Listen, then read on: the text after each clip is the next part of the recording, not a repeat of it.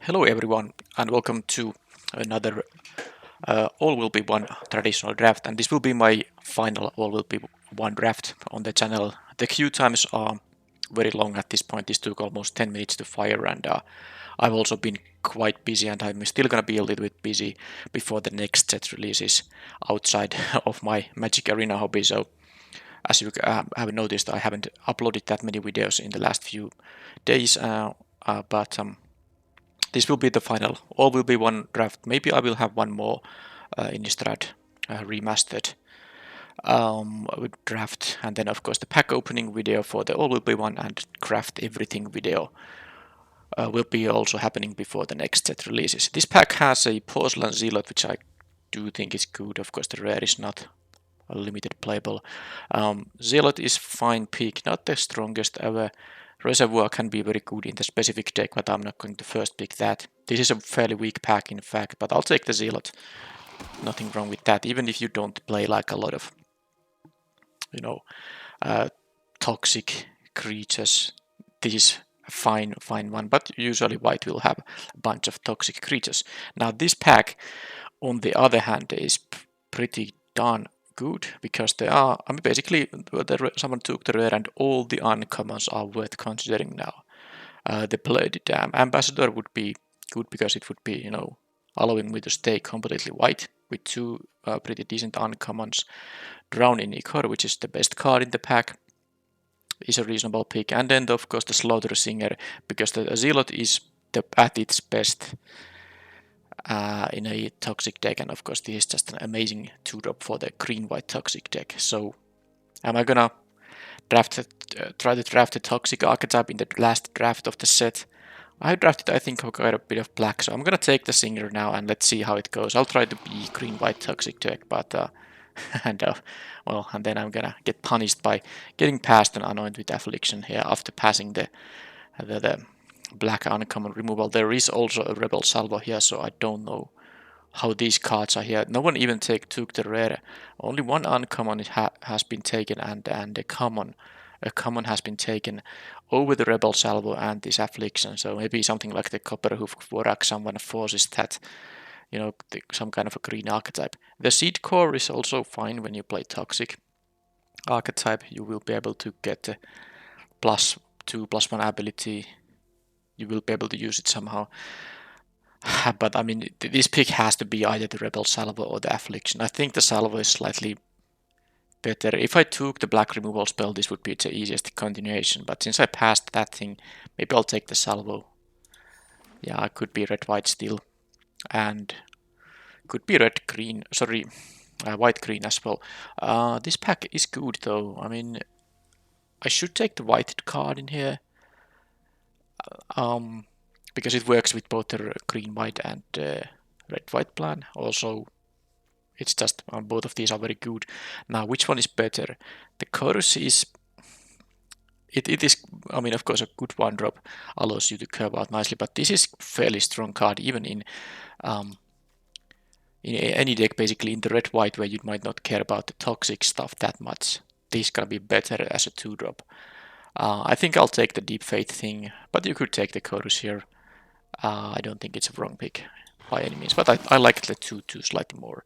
And here I could try to still go for the blue-white archetype that I have unfortunately not been able to draft really, not in my recorded videos and not really in my unrecorded ones. There are some of those, of course, but I just never got really this archetype being open. This is, of course, a great payoff for being blue-white artifacts, but my earlier picks don't really support it, even though I have a couple of nice white cards. They are not even artifacts for this thing. So, what is the pick here? I kind of like, actually, green doesn't seem to be open, so I'm leaning towards red-white here, so Aspirant or the Fuseling. This Fuseling is a nice 1-drop, can grow out of hand quite easy, although this is a very key card for the archetype too. There's also 2 white equipment here, but I think I'll take the uncommon now, and I don't expect to be drafting green since it's totally not open here. I can take now the Planetary Disruption here, another quality piece of removal. The Ichor Blade Golem doesn't really do much in the red-white deck. It's mostly for red, blue, and green. in some combination. So basically non-black and non-white decks are interested in the Icoplate Golem. Yeah, let's take the Disruption. It's the best card in the pack, so let's move on. Okay, so it seems red-white is going to be open. I like the Batter Fist. By the way, the black infect, oh sorry, toxic stuff is open as well, but I mean, of course, I didn't pick the black removal spells, so I'm not gonna continue with these things. You could take either the Justiciar or the Batter Fist, but I think I like the equipment slightly bit more. Not too much, but because this can be very decent in red-white, you will have some number of artifacts, but I'll take the Batter Fist for now. And here I have decent options. I don't mind having the Centurion, it's quite aggressive, but this archetype is aggressive. For a 3-mana 3/2, you also want to always the card to be actually, have some kind of an ability that makes it worth playing such a low stat creature for the mana cost. But I take the Splitter here. I don't think the Nahiri's Sacrifice is that good. Actually, it's quite decent with some stuff like the Splitter and the white common 5 mana for Mirrodin equipment, but I'm not gonna take that Nahiri's Sacrifice over my first Splitter here. Alright, I don't know if I like the Incisor Glider. It is good with equipment though. It's good with both the Batter Fist and the Splitter, of course, being 2 and 3 tough power flyer. At that point, it is just a 2-drop. I won't be able to poison the opponent that easily because I have like one card that can apply poison. But the Scamp is not really for red-white. I don't think the 1-mana haster is that great. I'm gonna take the Glider. I'm not going to regret having it here. Bardish, definitely picking it over the free from flash, and now I do want to actually have the 3-drop that I didn't pick when I took the Fuseling. That makes my equipment cheaper, but I can get it in later packs too. All right, another Bardish over the Furnace. I still like these lands that can be sacked for cards. I think this is such a little bit of a clumsy card, so in pack 1 situation I'll just take the land. I might have an opportunity to pick another one of those, and there are also other good 5-mana cards I could be having. Look at this, the Crawling Chorus came actually back. I was considering picking it. Or was that the pack? I mean, it has to be the pack from which I took the Duelist there. But anyway, I'm happy to take it now. And I got the Helm, yep. I'm not gonna corrupt the opponent. The Helm is fine. So let's hope to get some support for this archetype. Well, or just take some great cards like another Rebel Salvo. I don't know yet if I'm that interested in having the Zealot. +1/+1 on any non-toxic creature is like, okay when you are aggressive, but you are paying 4 mana for a 2/3. This is only going to be relevant when you are attacking very bad on defense. So I'm definitely not that interested in a second copy of it. I mean, of course, I would never take it over the Rebel Salvo, but even if this was something worse, I would maybe take, Charge of the Might might be the pick here over the Porcelain Zealot if the Rebel Salvo wasn't here. Alright. Okay, well, I am in the correct colors. There's a chorus number 2, there's a Chimney Rabble I would be happy about. Not so interested in the Sprinter. I think this requires a lot of oil synergy, so mostly for blue-red and green-red. This can do some nice work. But of course the Vault Charge is the peak here. Now there is also the Indoctrination Attendant, which is a good 4-drop. I'm not even sure which I would be more willing to take, the Rabble or this thing. Maybe if I'm lucky I get, when it comes to pick 10, maybe one of these will still be in the pack, but let's just take the charge in here. Now, okay, I'm not taking the Onslaught here. I will take one of the red cards. I really think at this point the Aspirant is very, very welcome because it will make multiple of my cards already cheaper, but I still need 2-drops and the Batter Fist is a decent 2-drop. I mean, that's only 1, 2, 3 2-drops for now. Tough question because I think this is really good in this deck now already with the Bardish and the Splitter, but I think I still take the 2-mana card because you just need to have it with this archetype. You need to have the 2-mana card. And now here you see what I was talking about, that there are other 5-drops.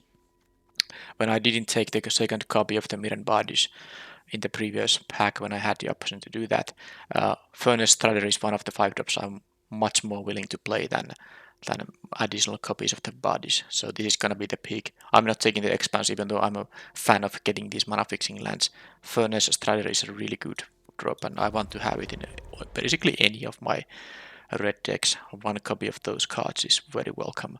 And here I have some nice black cards here. Black is flowing to both directions, by the way. Despite the black cards I passed, I still have the edifice in this pack. Not that I'm gonna worry about it, I'll just take the Basilica, because this pack isn't really... I mean, I just take the land rather than this, which is still a mediocre 3-drop creature. So I'm gonna take the Basilica. And as you can see, I will have plenty of playables. Oh, how many packs I see where I have the Aspirant and I don't want to pick it. Because this is now... this is a pack with a Cacophony's Camp, and that is really good with the equipment. For example, just with the Batter Fists, I can pay 1 mana to to kill this to deal 2 damage to any target. It's even better with something like a Woolsock Splitter or the bodies, but I feel like I need to take an Aspirant, but man, I can't just ignore the Scamp. I'm gonna take the Scamp. I have so good experience from the Scamp that I can't just, you know, ignore it. Here I actually, because of the Scamp, I might just take the Crescendo. Although the Lightbringer is fine totally in the equipment deck. And how many Formidodin things I have? Well, I have 5 equipments. I think all of them have the Formidodin, so that means my creature count is actually 12, not 7. Oh, Crescendo. Fine. I mean, I actually need 3-drop creatures too, but I'm just assuming I'm gonna get 3-drops. Usually that's not the problem. There are plenty of, at least mediocre quality 3-drops I don't mind playing, like a Cold Warden's Helm. I would play it. Okay, so now this pack though, not so great. I don't think the Nahiri sacrifice. Maybe I'll try it. I mean, I don't think I want to play that 2+2+2 trick in here. I have a couple of infect creatures, but it's still maybe not what I need here. This might be a good sideboard card against decks that have a lot of one-toughness creatures. I have already Woolsock Splitter and the Bardies to sacrifice. They are very nice things to sacrifice for it, among some other things. Alright, so let's take the red card here. And I got the Chimney Rabble back, so someone else took the white 4-drop. There's another complete diversion, but I'd rather have the Rebel here. Oh, I think I got a bit lucky here, but I got this Aspirant. I think I passed like 3 of these in this draft, and now I get 1 at pack 2, pick 11. Very happy about that. And played it on slot. It's just not gonna be a card I'm playing. I'm gonna take 20 gems here. And I'll take the uncommon. I guess this is something you could sideboard in. A little threat in action. Very unlikely, but okay. What the heck? I actually got the Aspirant number 2 as the last pick in the in the pack. Alright, I really got lucky. I guess red was just super open there. How many white cards I have? Only 7 versus 14 red. Alright, so this pack is again, of course, very nice. The Resistance Reunited is the kind of trick I'm happy to have in this deck, which has currently 5 equipment, so you can get some nice 2-for-1 action here. But the pack also has the Attendant and another copy of the Splitter. I guess the 4-drops might not be that important. I might be cutting the Zealot too, but I actually prefer the Resistance Reunited here. Or should I take this Attendant? Oh, actually this has come back so often in my drafts. I can take it maybe at pick number 9, but this I just kind of last minute recalled that how good this is actually with the Formidodin artifacts. I mean, bouncing something like a Batter Fist is really good because you get the 2/2 token again. Yeah, I should have actually realized that earlier. Anyhow, a 3rd copy of a Rebel Salvo. That's pretty nice. I think the deck is quite high quality, but I still need some like better curving out potential. So maybe I could, if I could get the Batter Fist later, or take Crawling Chorus. But I mean, of course, I'll take the Salvo here. There's also a good chance the Salvo is gonna be 1 or 2 mana card in this deck quite often. Okay, so Charge of the Mites, Orthodoxy Enforcer, Shrapnel Slinger. I mean, there is a 2-drop. Not the most interesting 2-drop. Just a 2 mana 2/2. Of course, it has some utility in getting rid of artifacts, but against all odds actually isn't so bad either. I mean, resetting Formidodin and getting a thing back can be really worth it. Basically, you get a 2/2 creature and then you get something back from your graveyard. I'm actually interested in taking that instead. It is quite powerful in this archetype, I think. Alright, so now I get options for 3-drops. There's also another of these fuselings, but I mean Furnace Punisher is just actually might punish me with these things, but still a 3-mana 3/3 menace. That is really good. I'm gonna take it over the Lightbringer. I think it's an easy decision. But I still need 2-drops. Well, I got some here, but a player casts their first multicolored spell each turn. I guess this doesn't punish me, so it's a 2-mana 3/1 if I'm interested in that. But am I interested in Oxida Finisher? Because let's see, that is 5 equipment, so it's not gonna be that cheap that often. I actually take this because I might need more twos, and I don't wanna that to be there. I mean, the deck that has such great removal, for instance, like with the 3 Rebel Salvos, the Volt Charge, and among other things. I don't want my games to, go badly because I don't have a good mana curve. Here I can take the Chorus number 2, and here I can take, I think it might be time to take actually, just make sure my mana curve is good. Although it is with the late Aspirants I got from the previous pack. I was thinking about taking the Lightbringer, but maybe I should take just another Strider here, or maybe the Splitter here. I have a lot of playables also here. I'm actually taking the Strider. I think it's so good. And now I can take a Mandible Justice here. I have actually an artifact count of 7 currently. Don't know how many of them I'm going to cut. Probably not that many. But I think I should take the 2-drop over the Helm here. Yeah, I'll take the 2-drop. And I got the Reunited Resistance back among all this stuff. I'll take it from among these cards. I don't think I need another 4-drop. Yeah, let's take it here. But the amount of cuts I need to make, that's a lot of cuts. Alright, so do I want to take another Autonomous Furnace? Ripskiff. Can this be played in some? I'm actually gonna take these. Maybe not gonna main deck it, but as a sideboard option. Okay, I'm gonna take this 2-drop for sure over the Furnace. I have a couple of sacrificing lands already, so I'm not too worried about passing these things. But the Slinger is a decent option to have. And here, let's take the Lightbringer. So I basically got everything that I passed. Still, my colors were very open.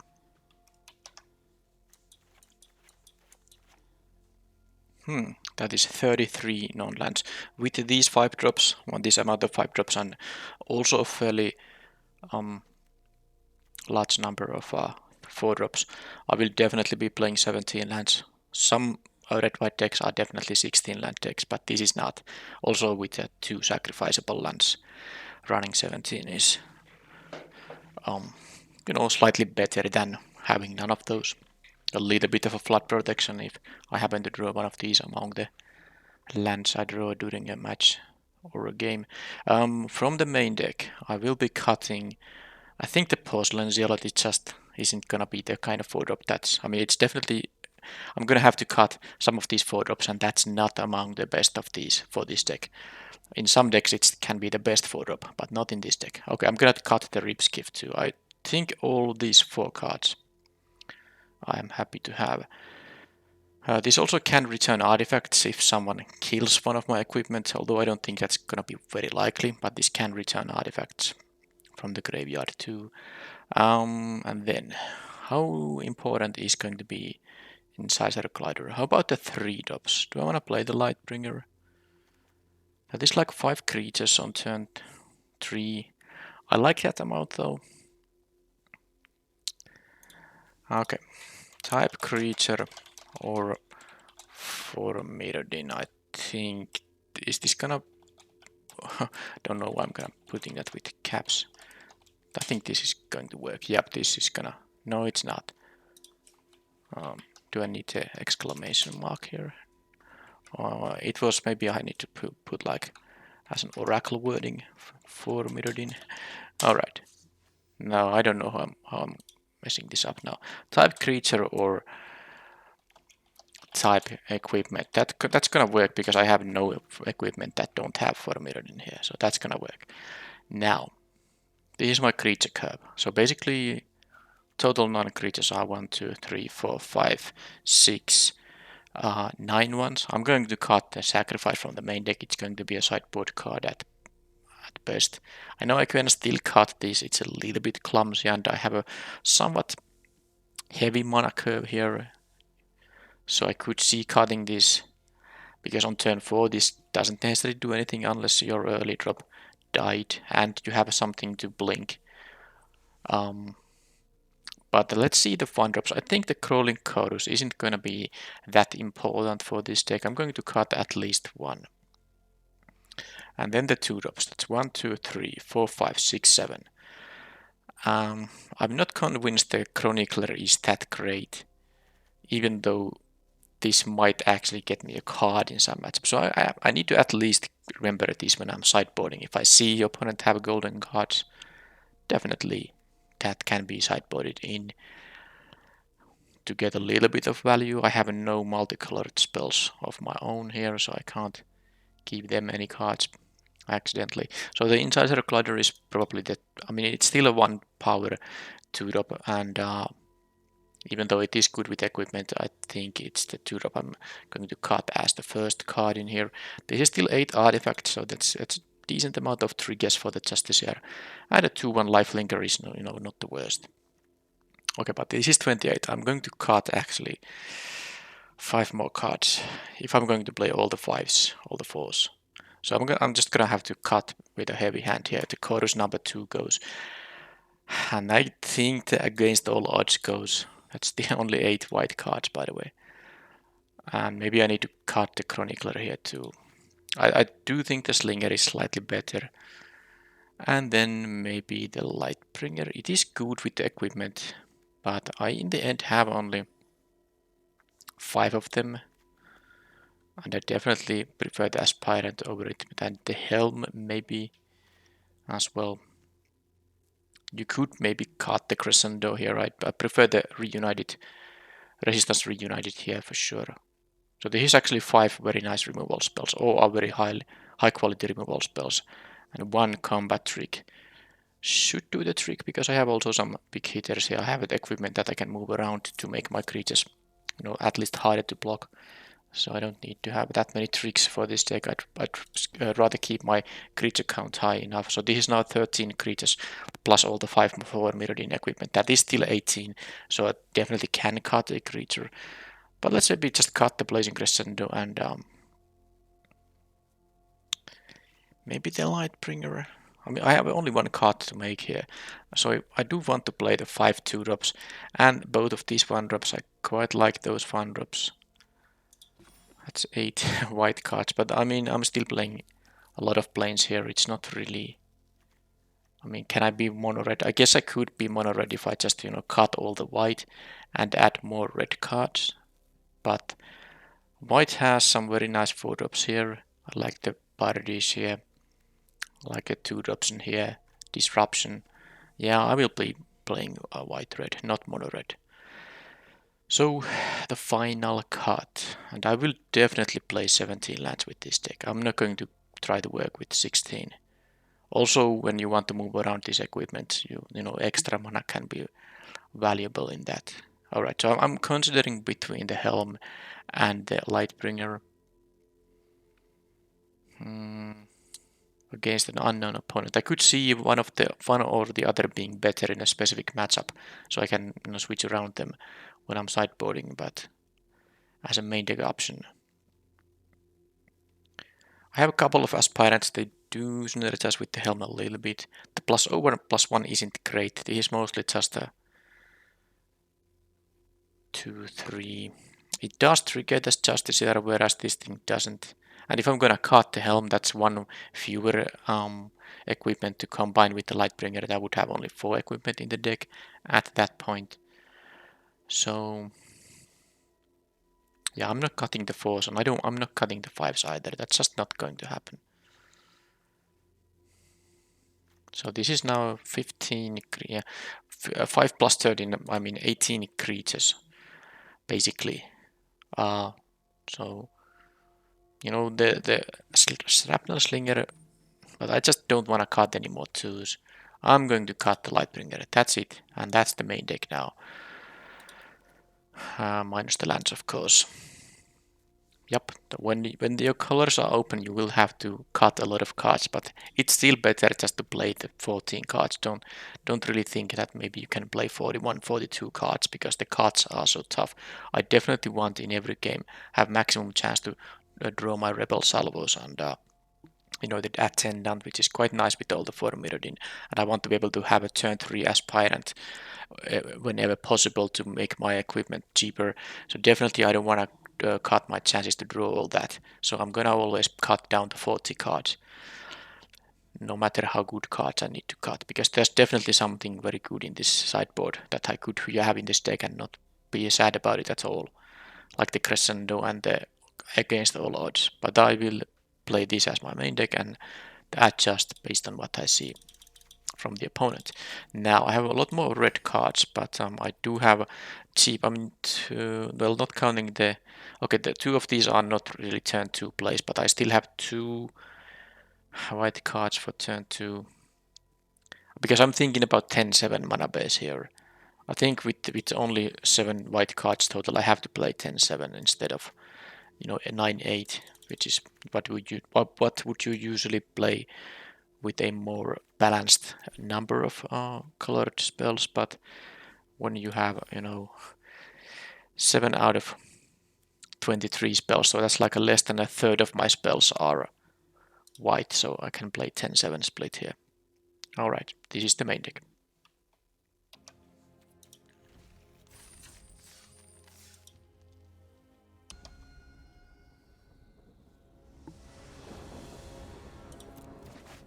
Okay, that is totally reasonable hand to have 2-drop, 3-drop on the play with this 5-drop. Pretty easily castable because I already have these 4 lands, and even one of the lands can be sacked for another card in case I flood out a little bit. Opponent did mulligan here, so I might be a little bit of... Oh, that's gonna be better to play now.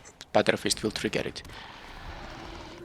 I mean, whenever your opponent mulligans, you of course have a slightly more hope that they won't have a crazy fast start. Now they will trade with my Justiciar. They get a swamp there. I get a pretty... No, that's not a useless land. That is the 5th land I need for the Strider. So I'm just gonna play the Aspirant on this turn. But they will always trade. I mean, I don't care about gaining 3 life by playing the Battlefist right now. What I could do here actually is play the Battlefist, but this will be a 3-2 and equip it. And it will be a 4-1, but the problem is then they don't block, and then this actually dies at the end of my turn because I don't have mana to move it again. So that's a way too risky plan. So let's just go for the trade. I mean, it's fine. Our 2-drops trade. I don't necessarily even care about... Oh, I was gonna say I don't necessarily even care about not getting life that much if they are infect. I mean toxic. But they didn't want to block, so that means they want to try to attack.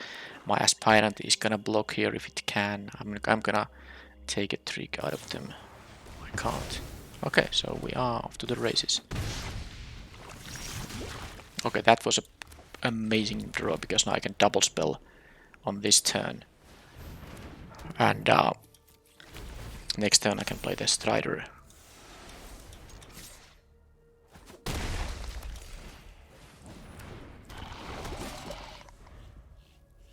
If they are now going to attack, should I block with my 3-1 token? I don't want to get corrupted. They are black-green, so definitely there's a good chance they have like another Anoint with Affliction, which at corrupted status would be able to exile the Strider. So let's just go for the block in here. Not take any more poison if I don't have to. Okay, that's definitely a very good payoff for corrupted. So I don't want to take any more.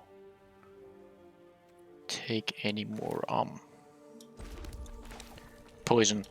Now I actually won't have a good attack with anyone else than the Strider, but at least I can what? Cancel. Okay, come on.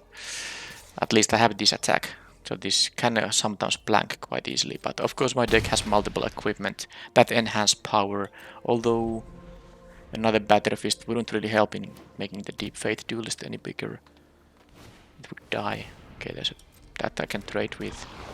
So, yeah, if they are going to block the Strider, okay, let's see what they do here. They're gonna -4 that thing. I don't have a means to prevent that from happening. So I'm gonna be at 2 poison now, so yep. Let's see what I draw first. Land, so I can now just do this. And so I can equip the... Oh, that's a good one, but do I need it right now? They do have enough basics to not take damage from it. So if they double block the Strider, I can only trade with the Skitterling.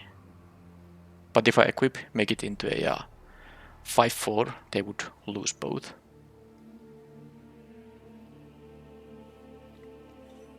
And I can give the Punisher haste on the next turn. I mean, if they double block, I'm very happy. So I'm gonna just go for this. And I can block the Stalker with my 2-1 if possible. Okay, I wanna attack.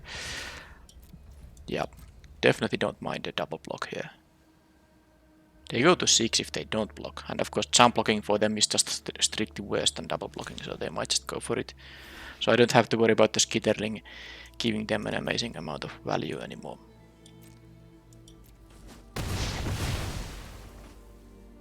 Well, I'm not equipping my 1 toughness creature here. Head Cleaver.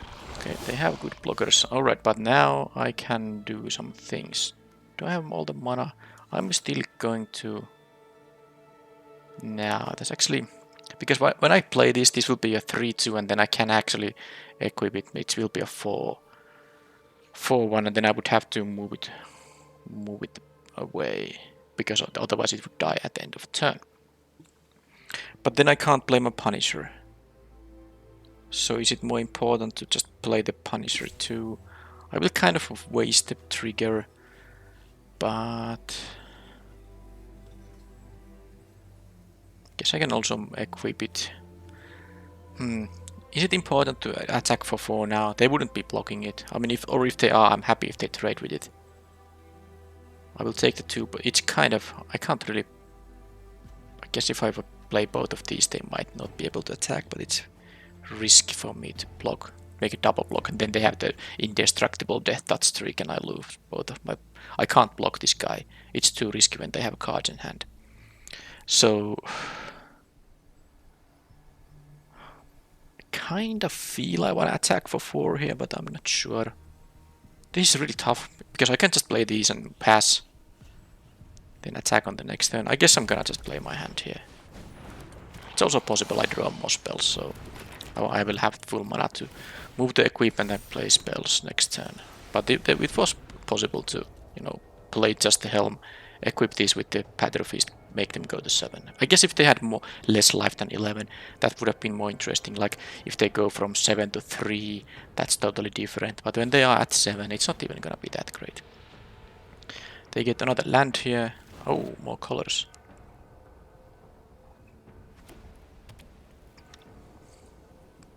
Two cards in hand. They did mulligan here, but they haven't run out of cards. They have a disruption on that thing. Okay, so I can double block it if they would go for an attack there. Now. Oh, I actually don't have any good attacks now. Who's gonna get the Battery Fist, if anyone? I don't actually want to have a 2 toughness creature here, because it's good to block the 2-4 with the 3 toughness creatures, unless I want to move this around somehow. Don't really see the need. Let's just attack on the next turn with the Aspirant. Unless they have even more removal. They have a redraw with the Hunter's Maze, or the Hunter Maze. Ripskiff. Well, that's a crew 3, so they can't actually crew it with this guy, but that's gonna draw them another card. Okay, I got the Battery Fist number 2, so this is allowing me to do some nice things. Okay, well, let's first just play this to trigger the Justiciar, which I'm going to be equipping here, of course. I can equip the Aspirant for free, because it will be 0 to equip the Battle Fists on there. Is this guy gonna attack? Well, for sure, this is going to attack as a 4-1. And if they don't block, I need to move the equipment away. Or equip it with the helm to prevent it from dying. This can't be blocked no matter what. Okay, well, this thing isn't gonna attack here, so I can just equip this for free here. There's no point moving the helm here on anything. Even here it's just 4-2 and it would still trade with that guy. So I think this is the best way to go here. They take 7 or they trade with the Justiciar.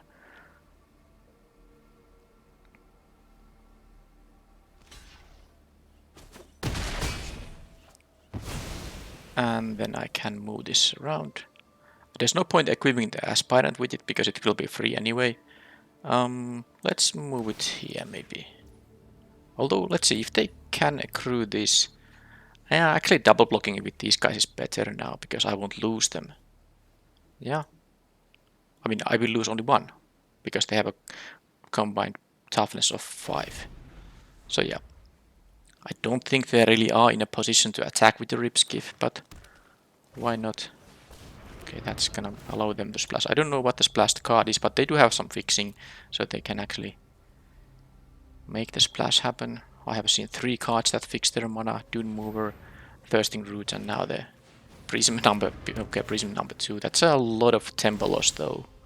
Don't think they can actually have a very good chance here now. This is lethal attack now, actually. Exactly 8. Alright. So that's a lot of splash enablers, but you know, paying 2 mana to not affect the board, even you get the card back, that is tough. Alright. So based on what I saw, I actually saw some higher toughness creatures like the 1-4, the 2-4, and even this Ripskiff. That makes me want to actually play the Crescendo. And what does this do again? This is going to destroy the equipment. Not really good against them. No. How about the Lightbringer? This will be a 4 power if I equip it with something. Actually, I like it now. Don't know what I'm gonna cut though. It feels like this is not... Now they have some early drops though. But I guess the Slinger isn't just gonna be that good. I'm gonna cut the Slinger. I'm gonna play the 1 drops because these can easily trade with their 2 drops that have 1 toughness. I saw a couple of them. And they have a Planetary Disruption. That's like a small reason to play the Nahiri's Sacrifice, in addition to having the Bardish and the Splitter as decent sacrifice things too. Because you can of course sacrifice the creature that is under a Planetary Disruption and kind of get still value out of it. Although also the Against All Odds is good against that. But I still need to cut a card because I have moved 2 cards in the deck. I don't really like cutting the Helm when I brought in the Lightbringer. The Helm is quite nice with the Lightbringer. It becomes a 4-4 actually with Ward 2. Punisher is just always gonna be good. This is tough. I mean, maybe the Chimney Rabble isn't that exciting against all the, the 4 toughness creatures I saw. I'm going to cut that and maybe just play with these for now and see if it goes to game 3. Maybe I want to change something, or maybe not.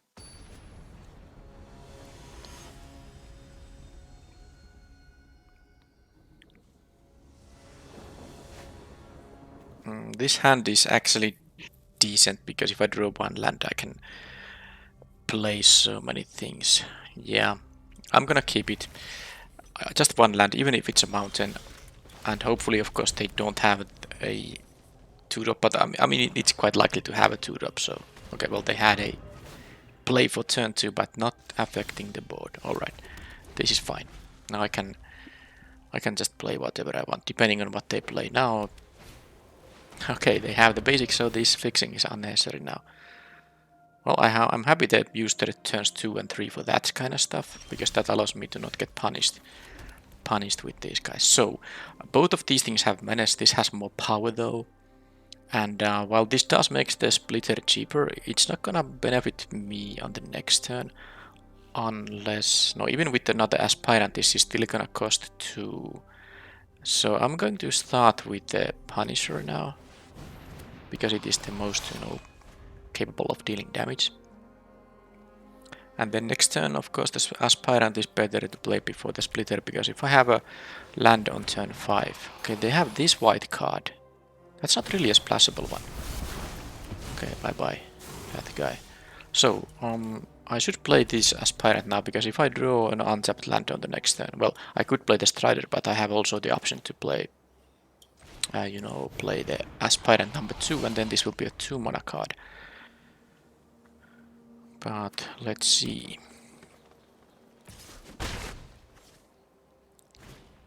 Kemba. Okay, that thing has to die, doesn't it? Yeah, it. Okay, I got. So how does this go? I actually. Well, so for 5 mana they can make those cats. They don't have any equipment, but it's still free cats. Alright, so if I'm gonna kill it, I mean, no matter what I'm gonna do in this turn cycle, unless I hit like a land with a crescendo, I'm going to play only 1 spell. Even if I hit the land, no, if I hit the land with this thing, of course then I can have a 3 mana spell up, but I just, I mean, let's see if they don't seem to have any instant speed stuff, so I should use this now before they untap. I'm gonna just do this. It wasn't a bad draw, of course it was. I mean, land would have been nice, but now I got a spell that allowed me to save the Rebel Salvo. Okay, this Masticore has to go, and I have the 5 mana removal spell for that. And yeah, land would allow me to play the Splitter, and then this would be a 2 mana spell, but the Justiciar, not so great. Anyhow, I mean, if I make them discard, they might. Yeah, they have to discard a card, but they can also get rid of the aspirant, which I really don't want to happen. So let's just his protection from multicolored, yeah, so not from this thing. Now I'm very happy I drew the Rebel, I mean the Volt charge on the previous turn, because I would have used the Rebel Salvo on this thing, and having no knowledge about the Masticore in their deck. Okay, so they have actually many artifacts now. I want to kill this Skitterfang and also the Masticore, so I have this thing in my sideboard now. Where is it? Do I? Didn't I cut the... Okay, I thought I had the, the 2-2, but whatever. The 2-2 that can shatter as an ETB. Right, now I got a land, so they can double block, but I have a crescendo here, which allows me to... I mean, if they don't have anything... Actually, if they double block, I'm willing to trade the aspirant on the Skitterfang. It's fine. So I'm gonna do this pre-combat. Now, I could also play the Strider, but I actually like this more. Have the aspirant here. Play this now that it's cheap. I kind of miss a trigger on this Justiciar, but this is fine. They have full information for a safe double block, but I'm trading 1 aspirant with the Skitterfang if they're gonna go for it. I'm totally fine with that. And they didn't.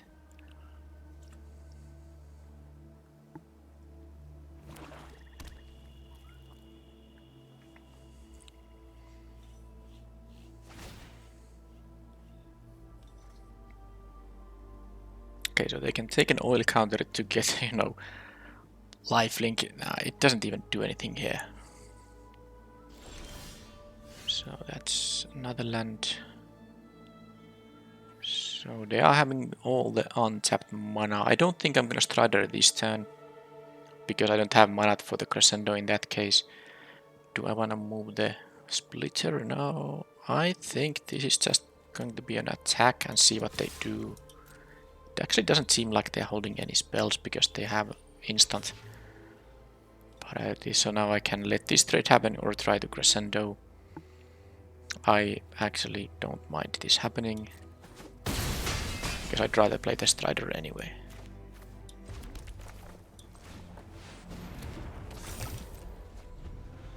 Now they do need to have something good. They could have, White Sun's Twilight, of course. But let's hope they don't. That is one of the reset buttons. Also the Planeswalker, but by chance Twilight is even more harsh. Now, I can haste up the Justiciar and I can also give it +2/+0. That will cost a total of 5 mana, allowing me to still have Crescendo up if I play the Plains. I think that is a reasonable play to make.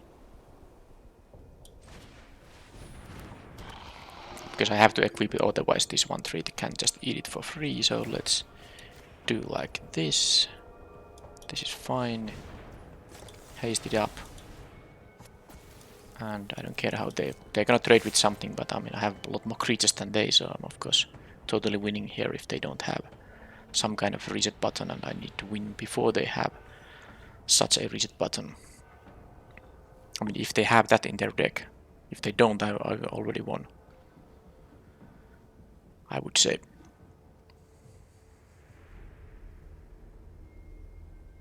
They can only jump block the Strider, even a double block won't help there.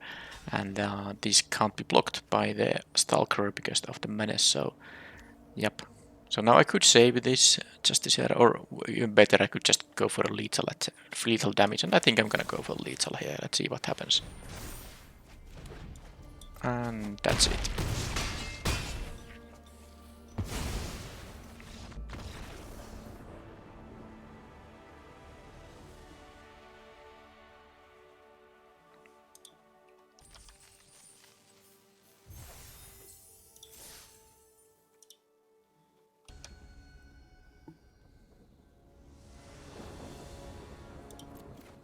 Okay, on the play. Not a great hand though. Even with one of these being a Plains, this wouldn't be great, so let's just mulligan. And this is much better. And since I don't have the discount for the bodies, and I'm not really interested in cutting a land here, the bodies is gonna go away. If the Gold Warden's Helm was the 2/3 menace that makes these things cheaper, I think it might be the Justiciar that would go away in that case, or the Batter Fist, but well, I don't have to worry about that. I've made up my mind.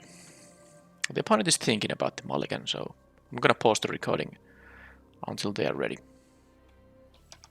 Okay, so they actually are timing out here. They haven't done anything, and this is the timer running out.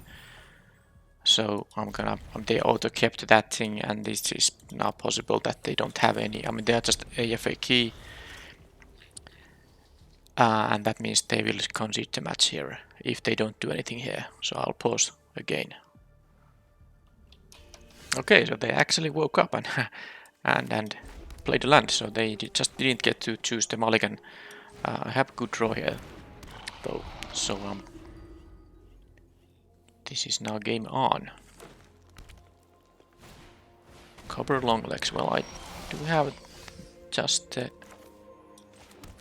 medicine for that, so I'm gonna just play the not the Punisher, this one because this allows me to attack into that guy, and then even on the next turn I have the opportunity to play the Batter Fist, and I can also do so that I will equip this thing, so it will be a 3-power creature as well, so that the Longlegs can't block that one either.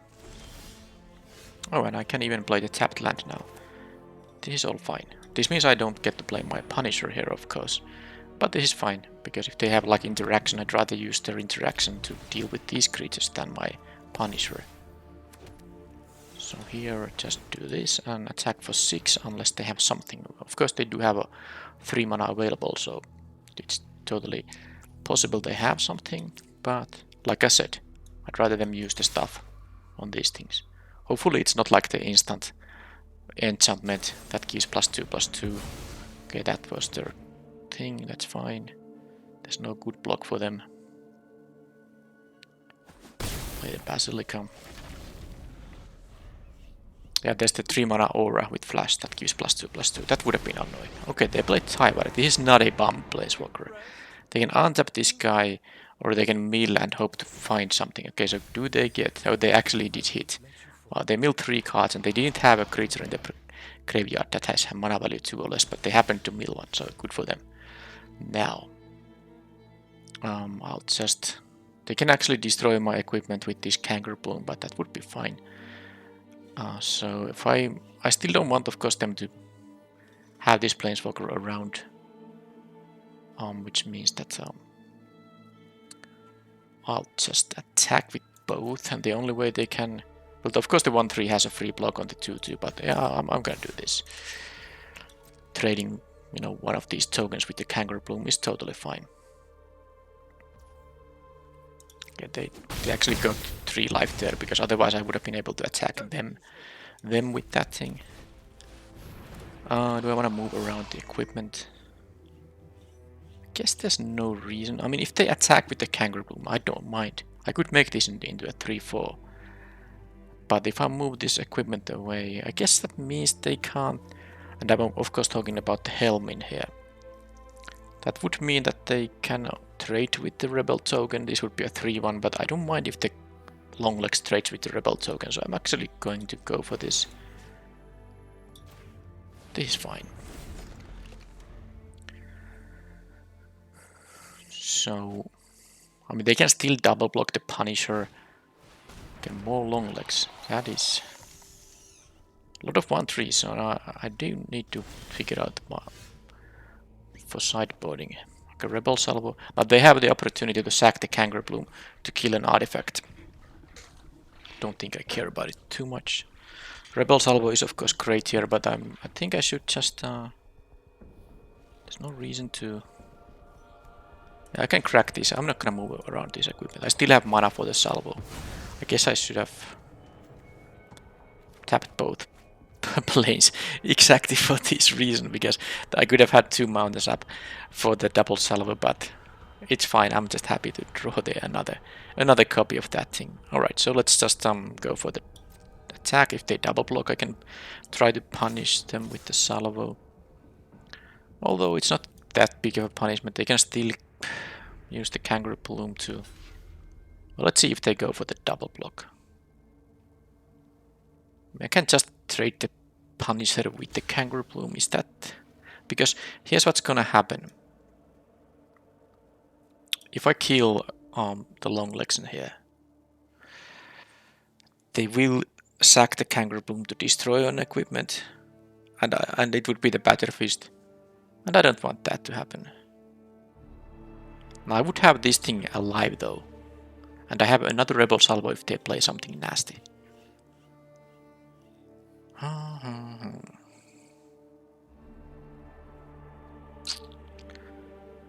The Punisher being alive is good, but it's not so good when they have the Longlegs here. Not so good. They are at... Although they will be at 2, 1 Longleg still in here, but I guess I'm going to wait here now. Let's do it like this. Yep, now I can move around this stuff. I don't know if I really want to... I'm gonna keep mana up for the Salvo. I have only 2 red sources, so I wanna, if there's something I wanna kill, I wanna use the red mana now on their turn instead of using the Batter Fist. That's a really annoying card to see there actually. Well, I mean, I could kill that estimate better, but... Well, he's annoying, but I need to apply some damage here. They will get the card here, but I mean, this way I can attack with a 3/2, so I will be able to deal 3 damage. I don't really feel like a... Man, these lands.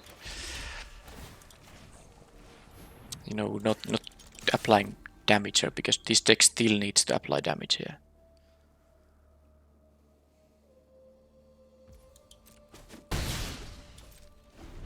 Okay, so I have 1 land in my graveyard. 6 here, 7, 10 lands and 17 spells. Okay, they have a 3rd color as well. They also have that thing. Right. Well.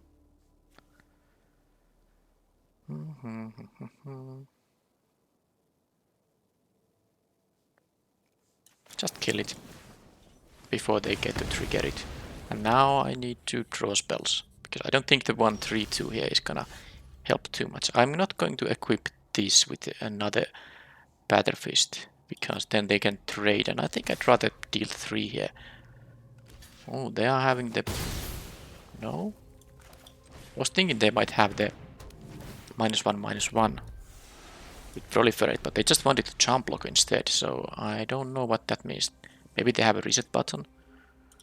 By chance Twilight. It does seem like this is a black-green splashing for the Ria War. Alright, well, I do have a bunch of high impact cards, like the 5-drop hasters, but I can actually attack 4, but I should do this now, because if they do trade, I've got a oil counter on this thing. Okay, so next, I'll do this. And that is very good news for me. So I'm gonna move around, I guess this here. Let's make this into a 4. I'm not sure if I want to make it into a 4/1 because I currently can't equip anything else. So if they play like a 1 power creature, yeah, I'm gonna leave this in here. Just in case I prefer the 3/2 over a 4/1. I can use just 1 mana to make it into a 4/1 anyway. Hive Master, okay. But there's an Aspirant. Very good. So, I think it is better just to attack with both. Let them block with the Fuseling. I will let them block the Fuseling, because I can do now this thing. Deal 4 if they block the Fuseling, and if they don't block the Fuseling, well, it's gonna pick another counter. So let's go.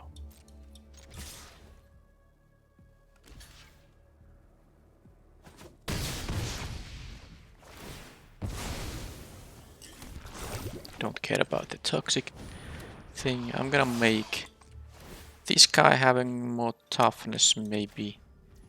Just in case they have the -1/-1 with proliferate. I don't need to move this Batterfist. The 2/3 is gonna be good enough. If I wanna equip the Aspirant, I can do it for free anyway. Wow, that's a 4th color, so that of course means they have an Phyrexia in their deck. And now I need my Planetary Disruption. Wow. It's not gonna even help when they have the Predation, because they're gonna gain so much life. Well, that's it. Game over. They got their Phyrexia mana, and it was the 7th land. No mana fixing, by the way. I don't see any mana fixing. They had the Testament better for card selection, but he's actually just naturally drawing all the basic lands. Not even a Terramorphic Expanse. Well, that's how you lose. Okay, so they get all these cards. Yeah, there's just no way. Why would they attack here? Is there a reason they want to attack? I don't know what the heck is going on. Doesn't really matter. And I didn't get the Planetary Disruption, and even if I did, I don't think it would help. So I can attack for 4 here. But I mean, they have Vraska's Fall, they have Nimrazer, Drowning Ichor.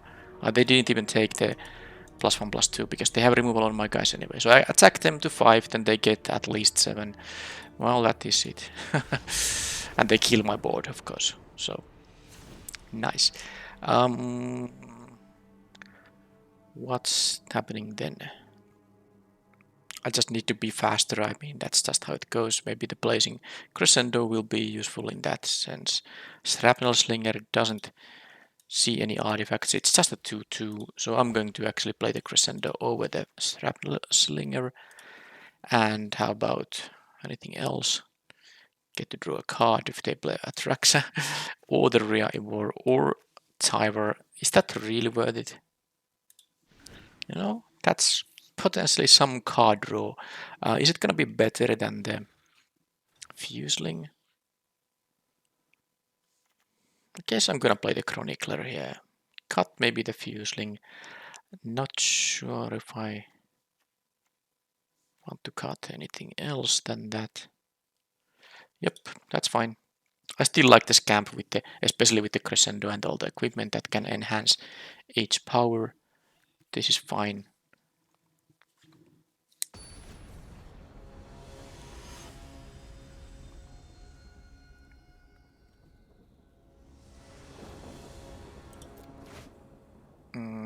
This is fine. This is actually a 4-drop if the Aspirant survives, although I did see a lot of removal from them for cheap too, so Aspirant might not survive. But of course, this is gonna be worth keeping, even though it's lacking a 2-drop there. That's a bad timing, but whatever. I do have the 5th mana anyway for the Bardish, so if this dies I can play the Chronicler. Vraska's Fall can... Yep. And they even have the perfect 2. Yeah, I mean that's a strong 2-drop, sure. At least I can play now my tapped land.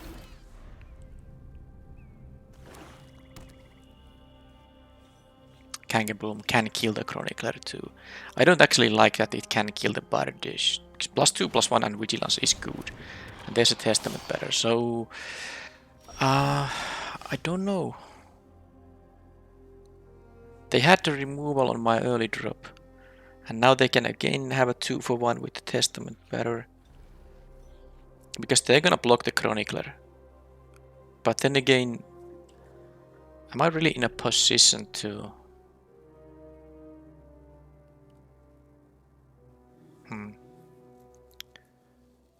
to try to get a card from this thing? I don't really like this thing going away, but... They have to sack an actual creature. I will still have my 2/2 token left, so it's not the end of the world. Now this is a spot where I could just use the the Volt Charge on the Kangaroo Bloom. Totally reasonable thing. But I'd rather use my 5 mana right now. Well, I don't have to attack into the Testament better right now. I'm going to just play this and see what happens. At least if they do have one of their gold cards, they are not gonna play it like a Taiwar. Okay, there's some fixing for them. Let's see if they get the turn 7 Atraxa again. That's just gonna be game over. They have a Kangaroo Bloom for my planar thing. I guess I can remove the Kangaroo Bloom before playing my aura-based removal. But of course Atraxa just draws them a million cards as well, so it's not like pacifying that thing is gonna solve anything necessarily when they are at 20 life here. Okay, though they did want to get rid of the Chronicler. They even used the premium quality removal for it. So let's see now. They're gonna attack. I'm going to... Well, it's just a 2/2 token. Problem is they have 2 mana up now, so it would be perfect if they were tapped out. But I'm gonna take the 4 now. They might still tap out, and then I can kill the Kangaroo Bloom without them being able to respond. Well, not so lucky, right?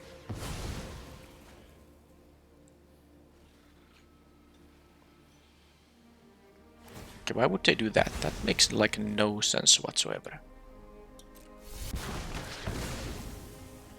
I mean, they could have blocked with it. I don't understand.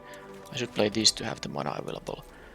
Am I gonna take another 4? I think I am. I don't want to give them the card yet. That is gonna die. The Rebel Salvo was so good. I have 3 of them in the deck. Okay, that is a good one too. Sadly, that is... Yeah, it's gonna kill the Strider, so... The Death Toucher, I mean. Okay, they go for the very safe play there. Alright, so this is able to return something, but it's not very valuable right at this moment.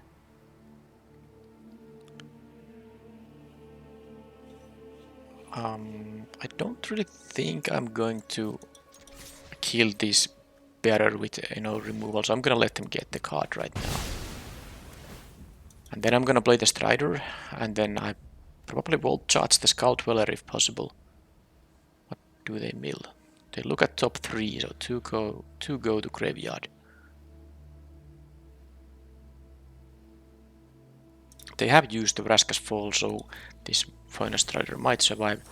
They didn't get the Grim... Oh, I don't like seeing that. They actually have something better than this Grimnock.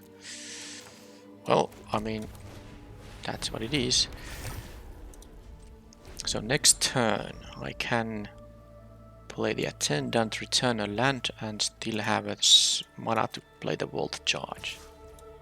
Okay, I'm gonna get corrupted now. Well, what can I do? I'm corrupted. Mir convert. Okay, so that does mean that they.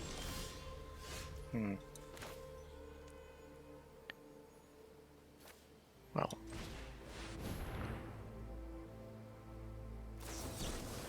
Bring the ending. Ah, they had a counter spell. Wow. Okay, so. Alright, alright. That's very good for them. Okay. Wow. I didn't expect to get countered there, but the update did make me corrupted, so that was a really reasonable attack by them, of course, because that I would have been able to pay the tax very easily with this amount of mana available. Let's see if they can still continue attacking, not with the Death Toucher, of course. So I must use the Volt Charge on that thing. There's the 4th mana. Okay. Oh, I guess another Strider is good. Sadly, I don't have the mana to. So I'm gonna go to. Let's see if I kill this Skull Dweller. I'm gonna go to 7 poison. You know what? And 6 life. I don't think it matters. I could just play the Strider number 2 also. I guess it is actually gonna make sense. Slightly more sense. Oh, they have another counterspell. Come on. Okay, yeah. This is a weird game. They had a very specific set of. I mean, the black-green deck with double bring the endings for which they did have the mana. All right, I'm taking 2 poison here, maybe even 3. They can even no. Yeah, this is bad. I have to be on the defensive now because the head cleaver is gonna beat me. They don't need an attraction in this game, although they have mana to cast it thanks to the convert. Punisher.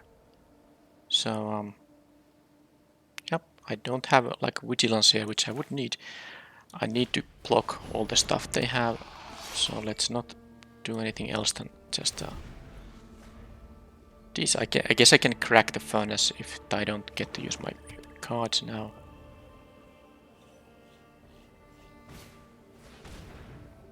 Okay, that at least is something I can get rid of. So now they don't have attacks. But I don't have attacks either. I'm at 7 poison and they have a 3 poison dealing capability there. I need more, you know, spells. Okay, well that makes things a lot better. So, do I want to leave mana up for the crescendo or do I crack the furnace right away?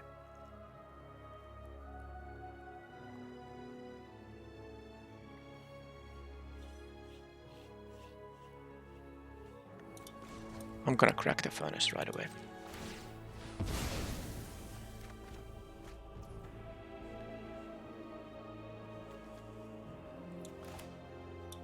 I'll play the Lando as well. Okay, so I'm of course going to risk it now. I mean, they can have like a... Well, I don't think they can have an easy way to deal 2 extra poison. They can attack with these and like proliferate once. Don't draw an Atraxa right now. Okay, that's a land which they chose to even show the information to me, though. That's good.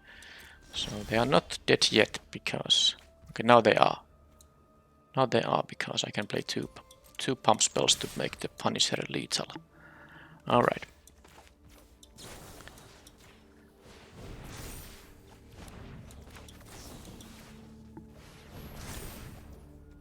So what am I gonna... I mean, they have the counter spells. That was really unexpected. They had 2 of those. Bring the ending. So this is like toxic deck splashing for Atraxa and then, you know, couple of bring the endings. I mean, these are cheap counter spells when you have the capability to, you know, poison the opponent. And when you are splashing for the Atraxa anyway, you can do this, but they also have a lot of removal. I wonder how many creatures they are playing actually. They did have a proper mix of creatures and non-creatures there though. Alright, so with them having the Vraska's Fall, I think that maybe the Fuseling is still something I want to play. There's no target for the artifact removal other than something like a mere convert. Not necessarily worth it.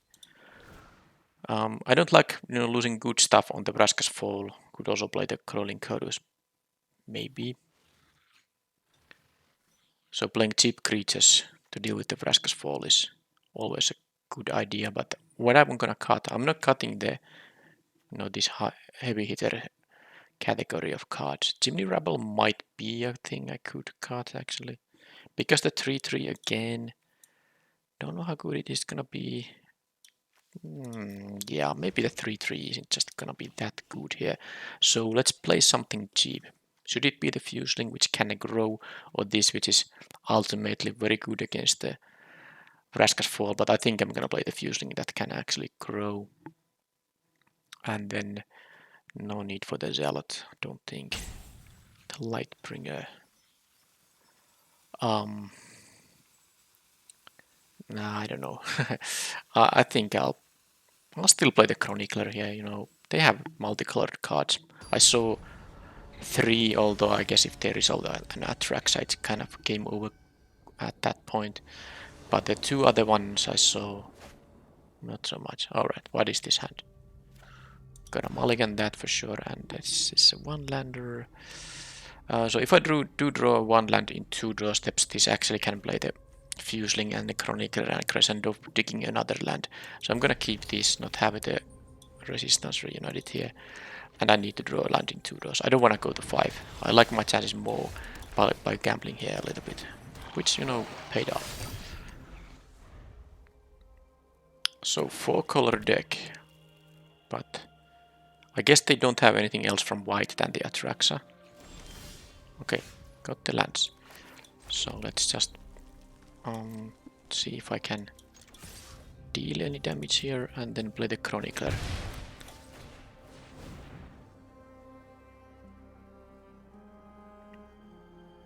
And I get to play the Punisher too, so now the fact I'm mulligan to 6 doesn't hurt me because this is a decent hand here. I can still play on turn 4 I have the Crescendo and at some point I will draw a white source for the disruption. Okay, they can edict that thing away, sure.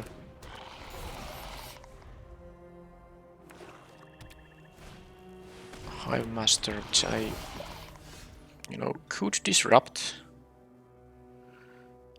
But let's just trade here.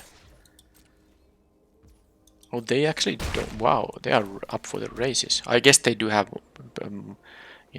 they do want to, make me corrupted, but that's very nice when I have the 3/3 here. Although they might have a bunch of removal, but I can disrupt this if I really need to.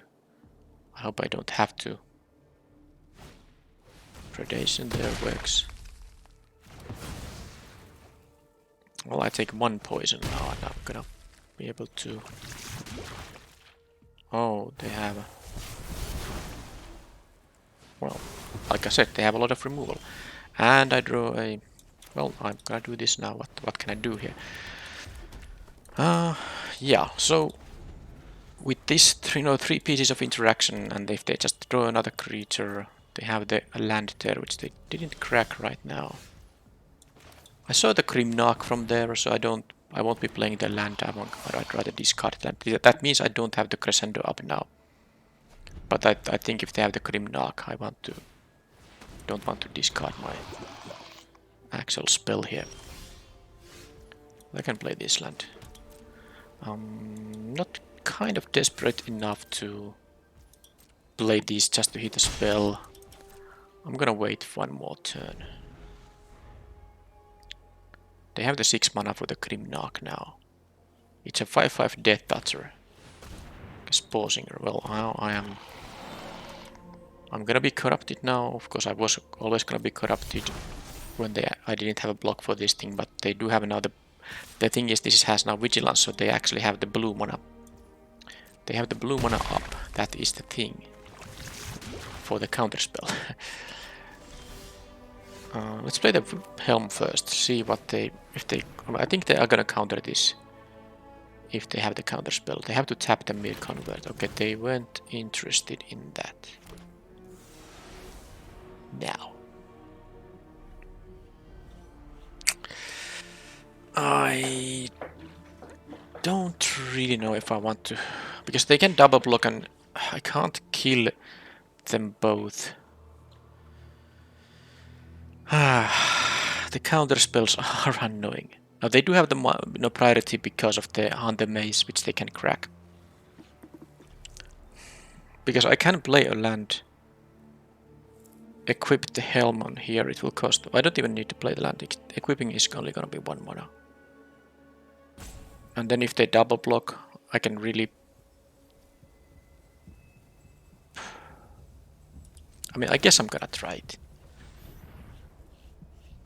But they are easily possibly having the but if they don't have the counter spell and if they do double block, it's so good for me.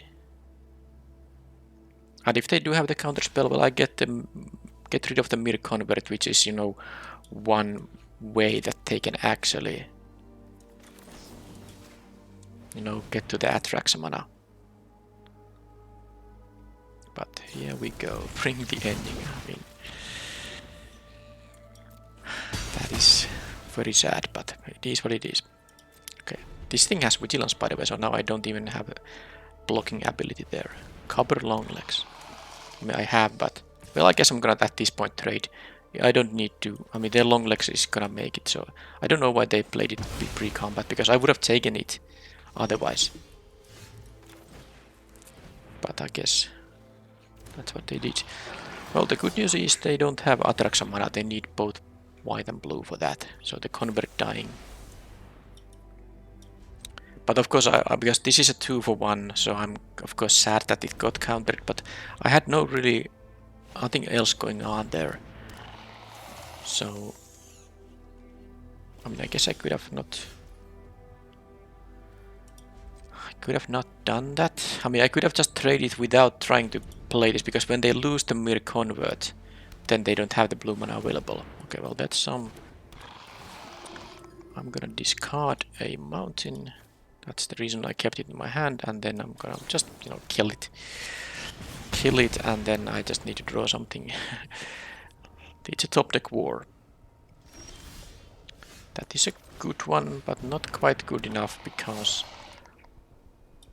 it can be double blocked by these things. I need one more power for it.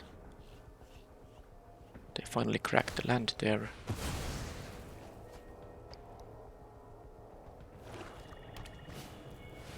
I don't like seeing that. That is actually a very good card in these kind of situations. It's very good in these kind of situations, because it's just a 2-for-1. Alright, so I can play this now, and I'm not going to... am I going to attack with it? Because I can make it into a 4-6 on the next turn. But no, it doesn't help. Although they will get the card, I mean, there's no reason for me to give them the card right away, because I'm not gonna be able to deal any damage. I might even haste up some other guys I have. So, okay, they're gonna get back now something here. Okay, they milled a blue producing land at least, so that's... But yeah, now of course I need to... I guess this camp can deal with the Tyvar. Well, let's see what I draw. Another Strider here. Alright. So if I attack on with the Aspirant on the Tyvar, I can trade with the Convert, that would be fine. They can double block with the long legs. None of these would die. The Scamp can attack into Tyvar. I mean, Scamp is just going to attack to the player, actually. No, if I play this, I don't have... I actually now I'm regretting the decision to, you know, not have the Scamp. The decision to, you know, have it as a 2 toughness creature, because now they can just block with the long legs. But if I want to play this guy, and I definitely do, I should. I can let Tyvar get one loyalty. Just untapping a creature won't be that big of a deal. Okay, let's go for it. I think I'm going to just you know, I will one of my striders will be alive. So what I'm doing here is I'm gonna attack these on Tyvar and these on their face, and then I shouldn't be dead on the.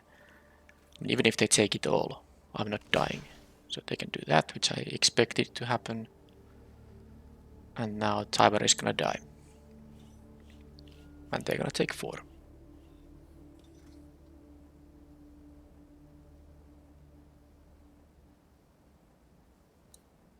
Now I can choose to not kill them better, but you know, it's gonna just be the way to go.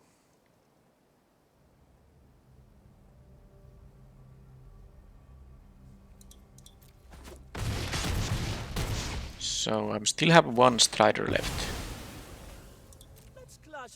And the Scamp can still do good stuff if I get some power enhancements. But now they didn't keep a land and they didn't keep a Bat Emergence. Does that mean that they have an Atraxa? Because they do have the mana with the Mirror Convert. Skull Dweller. Okay, that's not Atraxa because that's really the card Okay. Actually, the Skull Dweller was a mistake, I think, because I can kill it with the Scamp.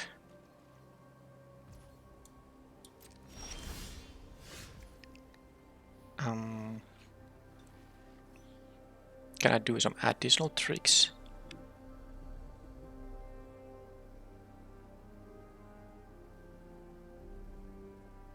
I can kill it pre-combat, or at least try, so that I would be able to attack with the Strider here. Alright, so let's first cast this thing. And then I'm going to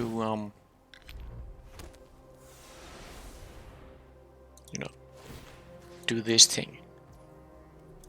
And then I'm gonna move the helm away. And now they would have to respond by killing my Batterfist with the Kangaroo Bloom if they want this to not happen right now. Because now it will be a 2-0. It will die and deal with 2 damage to the Skull Dweller. Unless the Kangaroo Bloom kills the... Yeah, they didn't. So now I get rid of this thing. And then I can attack with the Strider because they don't have the Death Toucher anymore. And I can also make this guy a haster. 3-1 haster. So if I attack with the Aspirant like this. So first of all, let's see, they do have 6 power here. If they double block the Strider with the Convert and the Kangaroo Bloom, I'm totally fine with that. I don't need to make this into a 4-6.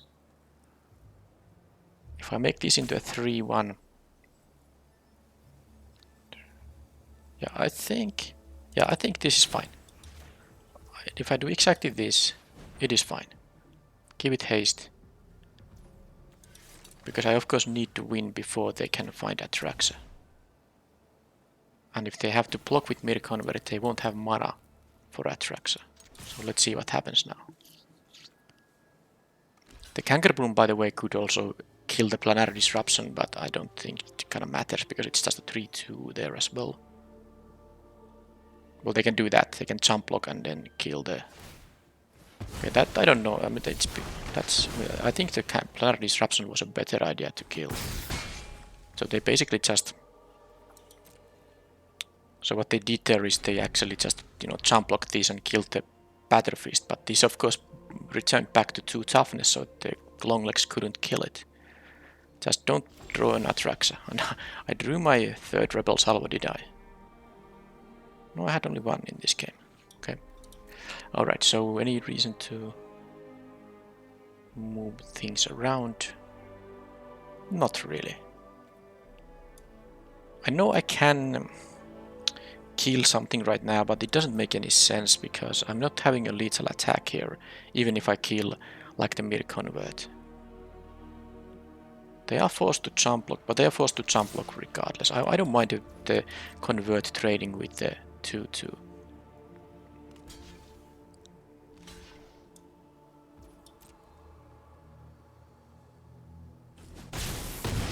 Okay, so now they don't have Atraxa mana, they need the blue. So I'm feeling pretty safe here.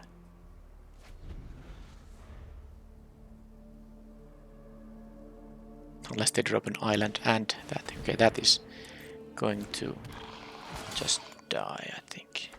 Okay, well that's full information now. They are dead now. Wow, what a match! Because they can't block enough to that they will take 4 here on the next turn. So game 1 was just Atraxa winning like it does. Game 2 was, it really felt like the opponent had all the removal, but they just ran out of gas and I still was able to draw well. And in this game, well, my Rebel Salvos was, I guess this Rebel Salvo killing their 5/5 Death Toucher was pretty important. But my deck does have 3 Rebel Salvos.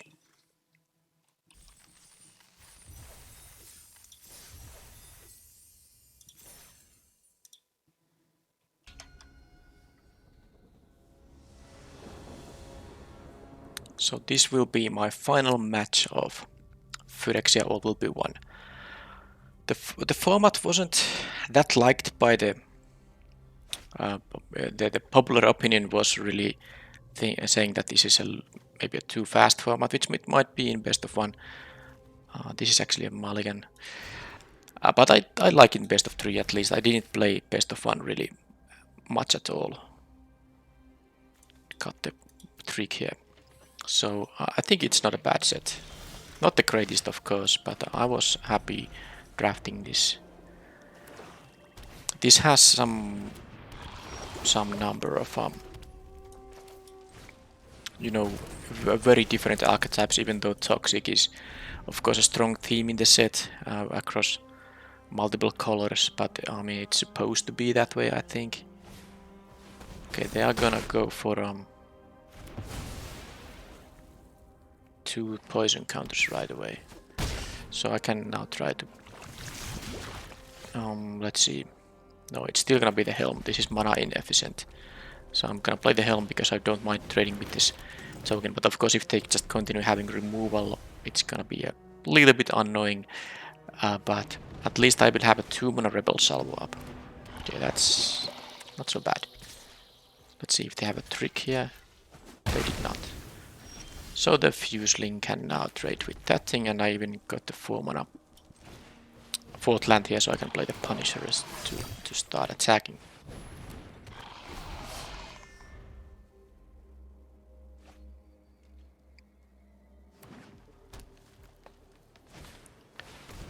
That's gonna die to the to the Rebel Salvo, so let's just do this and go to 5 poison, but what can I do? Hopefully they are running out of gas.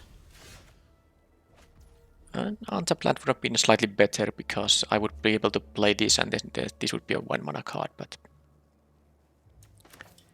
it's fine. Definitely doing this now while they are tapped out. If they have more atrocities, then I just, you know, then I just don't win. If I go to 8 poison now, that would be really horrible, but there's no point leaving this to block because it can't even trade with a 4/4. Okay, they just crack a land now. With so many cards in their hand, wonder what they're having. I guess it's mostly land. Oh well, that is a heck of a good card. Now, I mean, I'll just take some more. Well, yeah, I don't really think I'm in a position to try to block with the Punisher. I will try to block with the Splitter, of course. I mean the token equipped by the Splitter, and then the Scamp with the Splitter is really good, but of course if they do have like a trick, because this has Toxic one and then Proliferating and it trambles, so I'm gonna go to 7 poison if they attack, no matter what. They don't have this mana here at least, so they can't. I won't go to 8 poison, but this has been a very good draw for them. It's kind of a final draft where it's this evil black-green toxic stuff versus, you know, my 4 Mirrodin guys here. So yeah, let's do this. And then I go to 7 poison. And I can take only 1 hit from the Plague Nurse. And if I take, you know, then I'm dead to any single proliferate effect. So, actually with the land I can move this around a couple of times, which is what I'm gonna do, because I can trade with the Scamp here, you know, that's 3+3. They are not This is also very good. I mean, if they don't block, it's gonna be 6 to their face. 3 from the combat damage, then I can choose to sack it to deal another 3. But they are not dying, so I can't do that. But I can do this, so let's see if the mana is tapped in a very reasonable way. Because I will want to re-equip the scamp, so it's just another pure jump block, but an actual trade here. Splitter specifically on the scamp here. And if they don't attack now, that's very risky also, because my scamp, they would still have to block the scamp. I guess they might have something less valuable to block with than the Plague Nurse now, but I guess I'll see right now. This doesn't give the ability to itself. It says each other creature you control with toxic. So if they can clear it away now, I will go to 9, unless they clear it with proliferating spell. Well, then I just die, because they can proliferate me to 8 poison and then finish me off with the Plague Nurse. But I guess they would have done that if that's... Okay, adaptive is not that bad. It doesn't have toxic abilities. So, I can do the same thing now. If they are gonna double block the Punisher, I'm very happy. I will be able to... You know, this is 5 power and they lose both of those guys. Another option is to just attack with both. But now that they have the adaptive to block the scamp, it's not great. And they can just double block the Punisher, and I would have to trade the Punisher with the adaptive. So I mean, this is just gonna be how it goes. They go to 4, and I hope they have one more kind of a blank turn. Kind of a blank turn then, because I don't want to die this close to... I mean, if they double block and the trade happens, which I'm happy about, this is good for me unless they have a trick here, which they of course can have. So now we'll see. They did not. So this is a very good trade for me. I play the land here for sure, because I might crack the Basilica. I want to have all the mana available here. Stalker. Oh. Now I can do this. Hopefully it's a spell.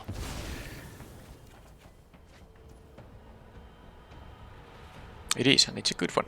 So now I can just attack, because I mean, even if they don't block, I can choose to sack it and kill the Stalker, which I might have to do just to play it safe. But they might just block and not give me the option to do that. Having the other creature here is very good. This will be 4 power. They go to 6 now, so it's not quite lethal, but it's close.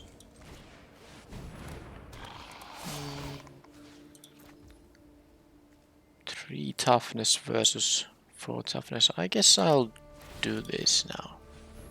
I can't equip both. This is still 2 to equip the aspirant with the discount.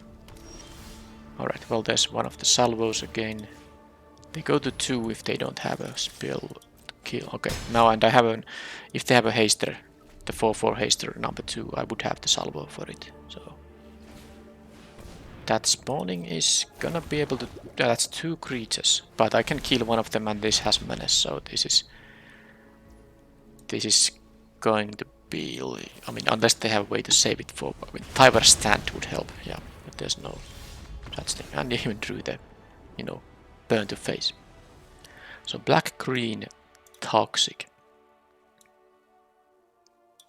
Skull Dweller, Stalker, that makes my, you know, my Cacophony Scamp quite good. Does it make my Nahiri's Sacrifice good as well? Maybe this could be the spot where I'm trying it. You have to sack an artifact or creature, and its mana value is what's counting. I guess if I had like 2 splitters, it would be a little bit nicer, because a lot of their cards are still high toughness one, even though I saw the Spot Stalker and the Skull Dweller here. That's 4 toughness, 4 toughness, 4 toughness. Couple of Stalkers though. I just don't think I can, because what I want to have more of is more creatures actually. But I also want to have a way to deal with the annoying, you know, the rare here. The bloated contaminator. I think it's time to again have the crescendo in the deck and not have what? I want to have all my blockers, my removal. Resistance reunited is good. Maybe the fuseling, but the fuseling is so decent to block their X1s. Yeah, all the things that can block their early drops is important. This giving me the 1/1 can matter again. Maybe the bodies. I really like it though with the double aspirant, but I guess I could see this not doing that much. Although it gives me the also vigilance. It's easy. It's good in race situations where I want to be able to block their guys. Yeah, this is tough. Don't know if I can actually afford to play the crescendo. Maybe the fuseling just has to go after all. I just have to keep a hand with the 2-drop, right? I don't know why I just think it's more important to deal with their 4 toughness stuff than having a blocker for some of their 1 toughness creatures, but that can backfire, but it really depends on my starting hand. I maybe have to aggressively mulligan now. Oh, I don't have to mulligan this hand. Let's see if they start with a 1-drop. Well, why not a Rot Priest? Okay. This could be over fast, especially if they have a 2-drop. Okay, they don't have a 2-drop. So... well, I guess it doesn't really matter.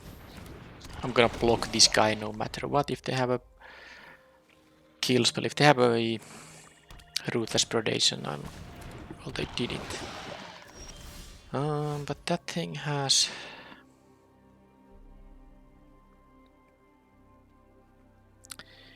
Death Touch. I guess I can block it with the 3/1 here. If I play the Helm, it's bad. Yeah, let's play this. At least it makes my Rebel Salvo cheaper. So what this does mean is that next turn I can play the Helm and the Salvo because it will be a 1-mana card with 2 equipment around. Maybe the Shrapnel Slinger is... No, it's still gonna be able to block their 2-drops.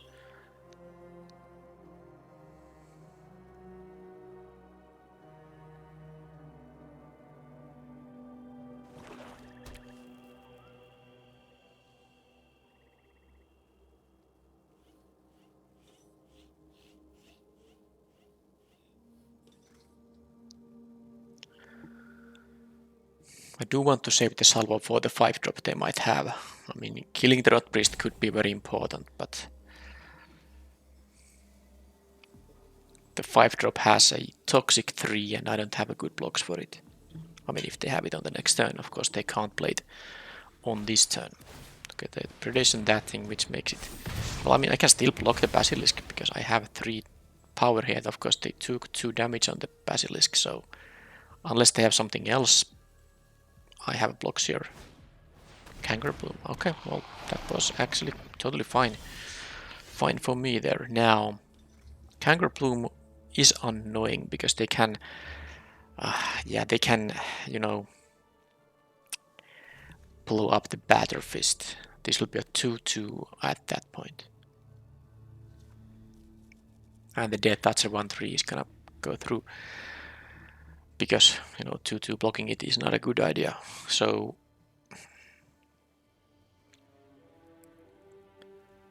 do I actually need to kill the Kangaroo Bloom?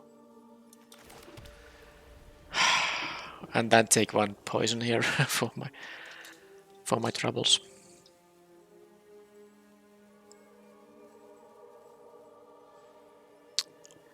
Can't say I'm a fan of that line of play, but...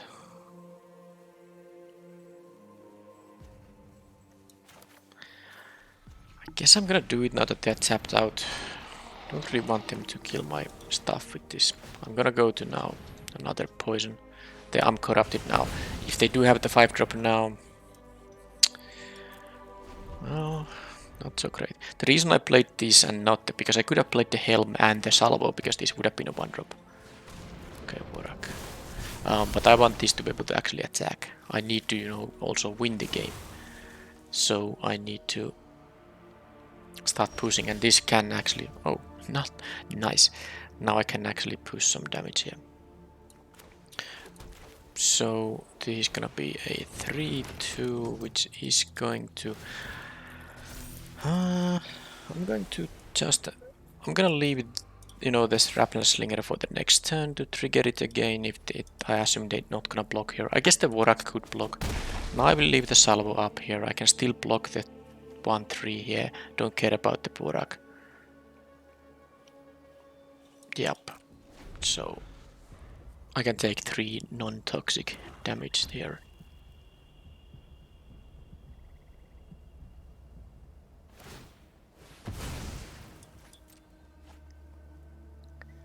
The next turn I can also attack. Okay, well that's gonna just trade.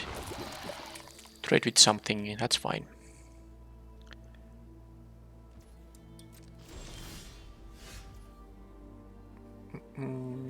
There's no artifact there, but I will trigger my own thing with it.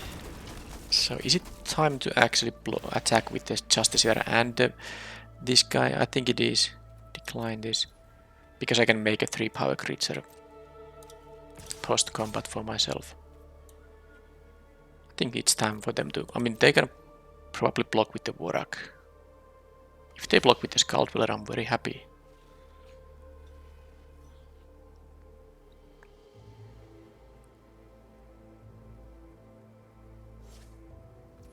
Okay, they are just gonna try to get me poisoned. So I'm gonna play the land. I'm going to move the Batterfist on, you know, here perhaps.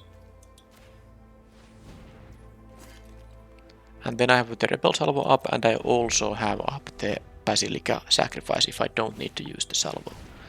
That's a good one. They can draw a card and have more. That's a 4/4 for which I probably need the Salvo. And the Stalker, so they have now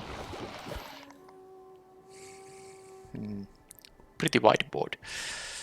Well, I guess I hope I get my big hitters as well.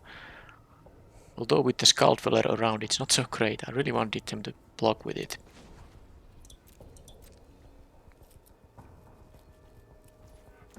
But yeah, now they have a 4/4 blocker. Crew 3, which they can easily do. So Crescendo might actually... Well, it's a very good draw, that's for sure. So how do I attack now? The Justiciar doesn't have a good attack now that I don't have any artifacts. The only thing I can attack with it is the Slinger, because I need a 3 power creature because of the Basilisk.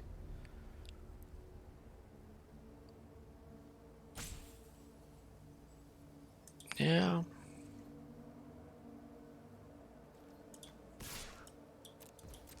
I'll use the Crescendo now that it's safe.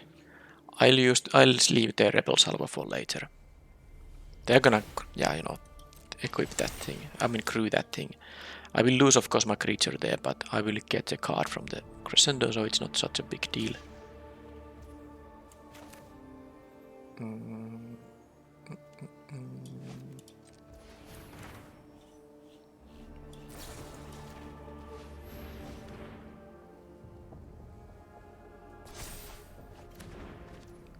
That is just a land, but I guess I don't have to draw it on the next turn then. And this here. Well, it's truly a top-decking war now. Whoever draws better. And they also have the Rot Priest, so any targeting spells they have and what I have will mean I get a lot of poison here.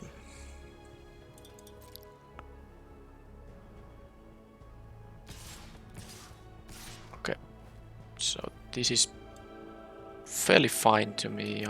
If they have a trick, I can counter with the Salvo, and here we just, you know, basically trade off.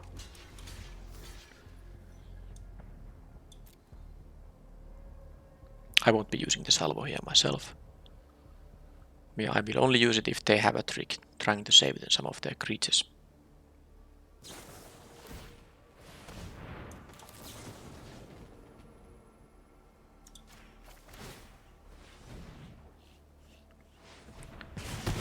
I get 2 poison here now because, you know, Rot Priest does Rot Priest things, and I still draw a land here. And sadly, I'm not even sure if I want to attack here, because I can now make it into a 3-1. But I'm gonna go to 7. I guess I need to get a little bit lucky here. But they can just block with the Vorak.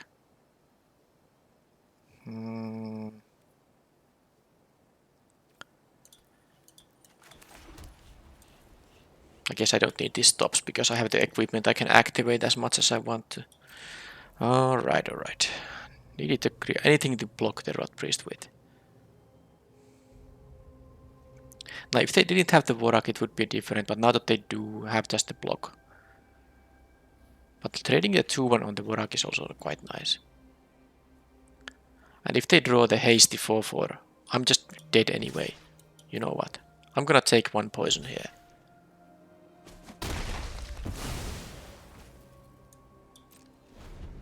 Because I'm not gonna beat the 4-4 draw anyway. With the, you know, the 3-1, I would have to go to 9 poison or jump block. Okay, I guess they're not gonna take a land now. Their deck is, by the way, very good. You know, multiple Voraks here. In addition to all the other stuff. Okay, Strider is good, but I actually need the Vigilance now. It's just because I can make it into 5 power creature, but it's just not gonna work. I mean, I have to. I'm at 8 poison. I can't take any more from combat. So I need, if I can draw the card that, you know, I have the equipment that gives Vigilance. Chimney Rebel, that's not a bad one either. All I need to have is 1 blocker on the Rot Priest. I don't care about these guys. So actually what I can do, because I can make the 1-1 token into a 2-1 actually. If I equip this, it's a 1-2. Equip this, it's a 2-1, which can block the Rot Priest. So I can attack with both of these guys. 4-6, yeah, that is definitely worth it. And I don't think they are going to... Because I have even mana to equip the Batter Fist right now. I think the Vorak is gonna block the Rabble no matter what. If I make this into a 5-5, they can actually triple block. And I would get rid of the Vorak and the Rot Priest, and that would be fine. And they would have to take the 3. I'm actually fine with that, so I'm gonna put this in here. And attack like this. I don't think they want to lose their Rot Priest, but if they'd want to, I'm fine with that. Okay. So now what I can do is move around to this, here, and this here, so it can, you know, block the Rot Priest, not just jump block it. More basilisks. That's super annoying. Oh man, I need a removal spell or something. Anything but a land actually. That's a good one, but is it good enough? I mean, it can attack. It can attack as a 2-power creature, and this only triggers from spells, not abilities. Alright, alright. So this is a good draw, because I can make it into a 2-power, even a haster here now. So let's give it some equipment here. Nice. Oh. Yeah, I made a mistake. I was supposed to move the Batter Fist on the Strider first, and then move the Helm here, and then do this. But you know what? That was a mistake. Honest mistake. Nothing much I can do about it.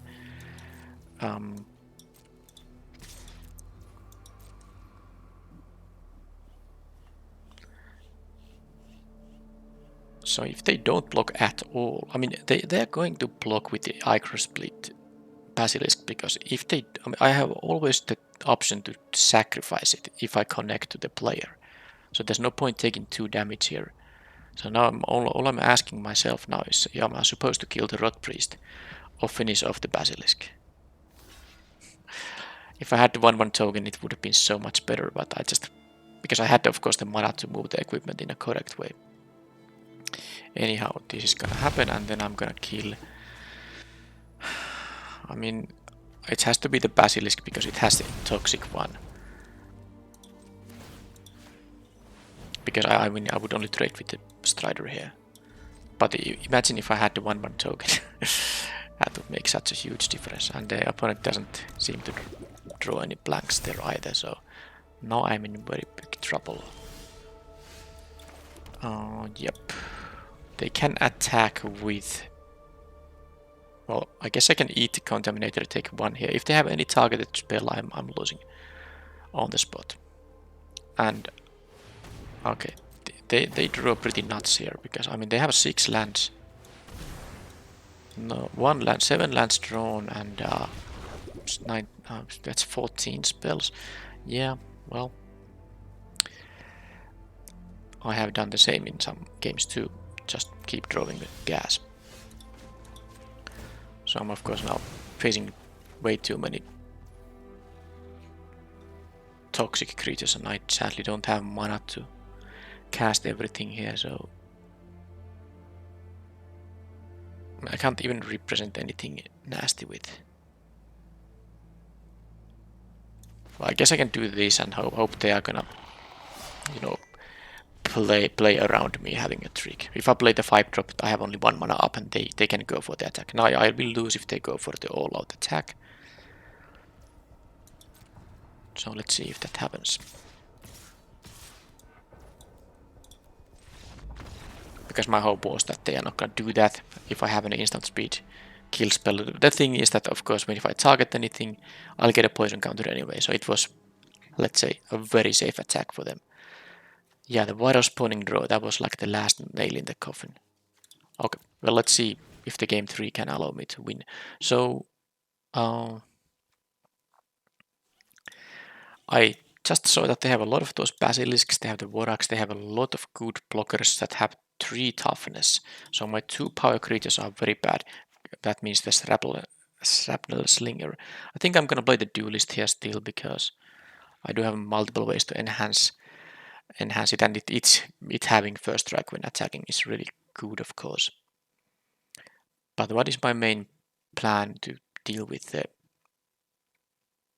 stuff they have? Maybe I should play the Lightbringer here now. I'm also thinking about the against all odds. I'm losing a lot of creatures in this matchup, so I will get something back and maybe reset something, but I don't know if that is such a great thing. I mean, I don't have that many ETBs here. I don't really have any ETBs.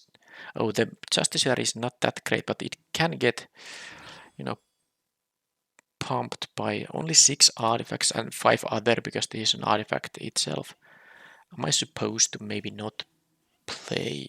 Okay, Justiciar goes away. Let's play the 3-1 here. This can block the Ichor Split, Basilisk and stuff like that. Anything else, that's just bad. I don't think anything else is that bad. The Aspirant's not great against the Death Touchers that are 1/3s, but I guess I can try to enhance them into 3 power creatures. Alright, this is the deck. Last game of this format, unless this somehow ends up in a draw, which I don't think it's really gonna happen. And I don't... if one of these was a red producing land, I would be happy about this hand, but I have now the Lightbringer, and then I have to hope to draw one of my 10 red sources. I have 10 7 mana base in the deck in favor of red sources.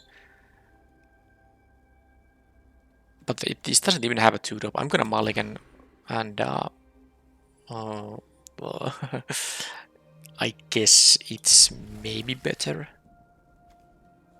I like the resistance reunited here. Am I gonna gamble and not? No, I have a 4-drop. I'm not gonna lose a land here. And not the 3-drop. I mean, it's gonna be the pump spell. I'm sad about losing it, but let's see. Maybe the opponent floods out this game when they... Oh, come on. Ooh, they start with the Rot Priest again. Because they just draw the perfect amount of lands and spells in the previous game. And just never ran out of gas, actually. Okay. They have that start. So if they can now kill the Helm with the, let's say, Ruthless Predation, I take 1+3 poison here. Go to 5. That's basically game over if they have a Ruthless Predation here.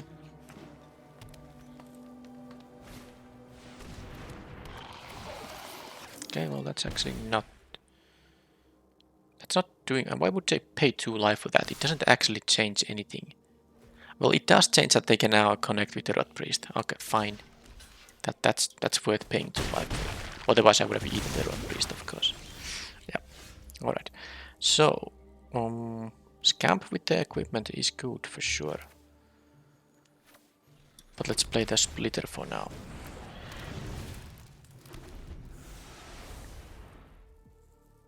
So I can actually next turn play the Scamp and equip it. Make it into a 3-1. I don't know if I... Well, actually I'm gonna trade here because it's gonna trade with my guy anyway, and next turn I plan to equip the Scamp regardless. Or I can play the Bardish. That's more mana efficient, isn't it? It is. Because I will of course just trade with the Basilisk here. If they attack with it.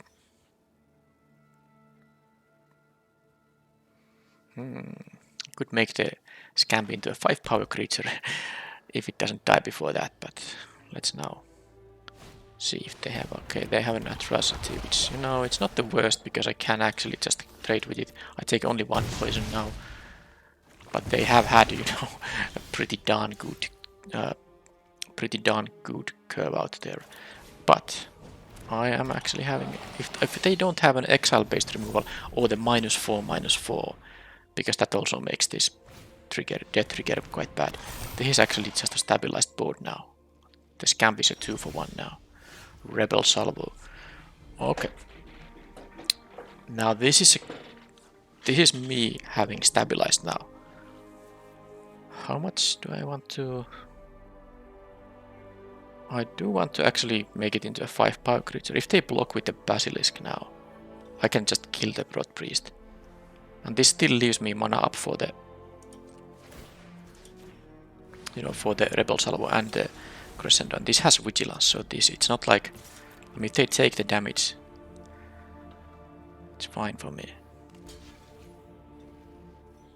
Yep. Do this. Get rid of this, finally. And the only bad news is that I don't have any place, because I need creatures now, but they don't have a toxic creature, and I have the 5-point burn here. And once I draw a... Oh man, that's annoying. Actually, I'm gonna Planar Disrupt that guy. I don't think I'm going to kill the 2/2 adaptive, at least not yet. I can take 2 points of damage. Okay, that is actually kinda perfect, because I can do this and this, and then I will still have the Rebel Salvo up if I need it. I have no intention of blocking the Evolving Adaptive here. Okay, they are maybe flooding out. They have 1 more card. So even if it's not a... Okay, what are they... This thing has actually first strike when attacking. Interesting. I think I just prefer doing the Aspirant this time, so let's attack with first strike. And I have of course multiple different things to punish if they are going to actually... Maybe they just didn't want me to block here. Anyhow, this is all great. I can move the Helm and I still have... Maybe I need to... Okay, actually I'm gonna want to also have the Crescendo up here, just in case. Okay, that thing is super annoying, but it is... I mean, it's not so annoying because this has first strike, this has melee. I don't mind double... If they double, you know, block that thing. Oh, that... Wow. Now it's my turn to throw like crazy.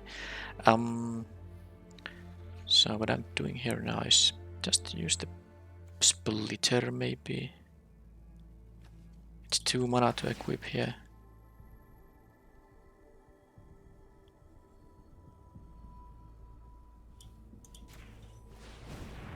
And then I can... No, they can double block the Duelist of Deep Fate now. So I... But then I can have the Crescendo, although I don't wanna... Yeah, I'm actually doing it like this.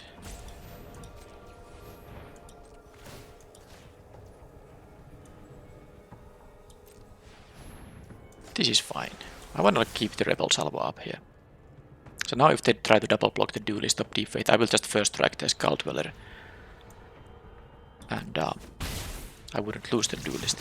Now they're down to 10. I don't care about taking up, you know, a few points of toxic damage here. That's no big deal. Okay, they have a Predation in there, which is kind of annoying because they get to actually, you know, get the card here. So if I want to protect my guy, I should... Yeah, that was a really good Predation there. I'm not gonna save the Aspirant here now because I have the Furnace Strider here still. That does mean I probably will salvo the Skull Dweller, but let's see what they get, because this is gonna be a spell now. They didn't take a Kanker Bloom, so it's something better than a Kanker Bloom, and that is heck of a good of a card. Okay then. Then they had to plant there. That is such a good card, but let's see now if they attack with the 1/1. They attack with both. Well, that is interesting at least. So going to 11 life and 4 poison here.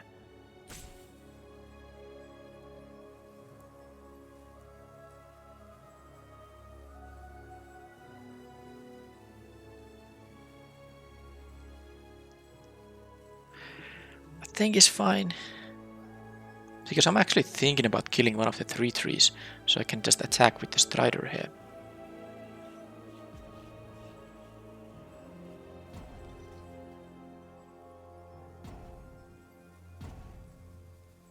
I could just kill the Evolving Adaptive, because I can make this in a huge, you know, 6 power first strike Vigilance attacker. They can't really block it with anything. Also having the Crescendo. Well, yeah, no blocks. So because I can kill this, I can kill this, or I can kill one of these. I think I'm gonna take the damage here now and play with a bit of a risk here. Doing this. And oh, I'm losing some time here as well. And now I have options. For example, just bodies that thing. Actually, that might be better.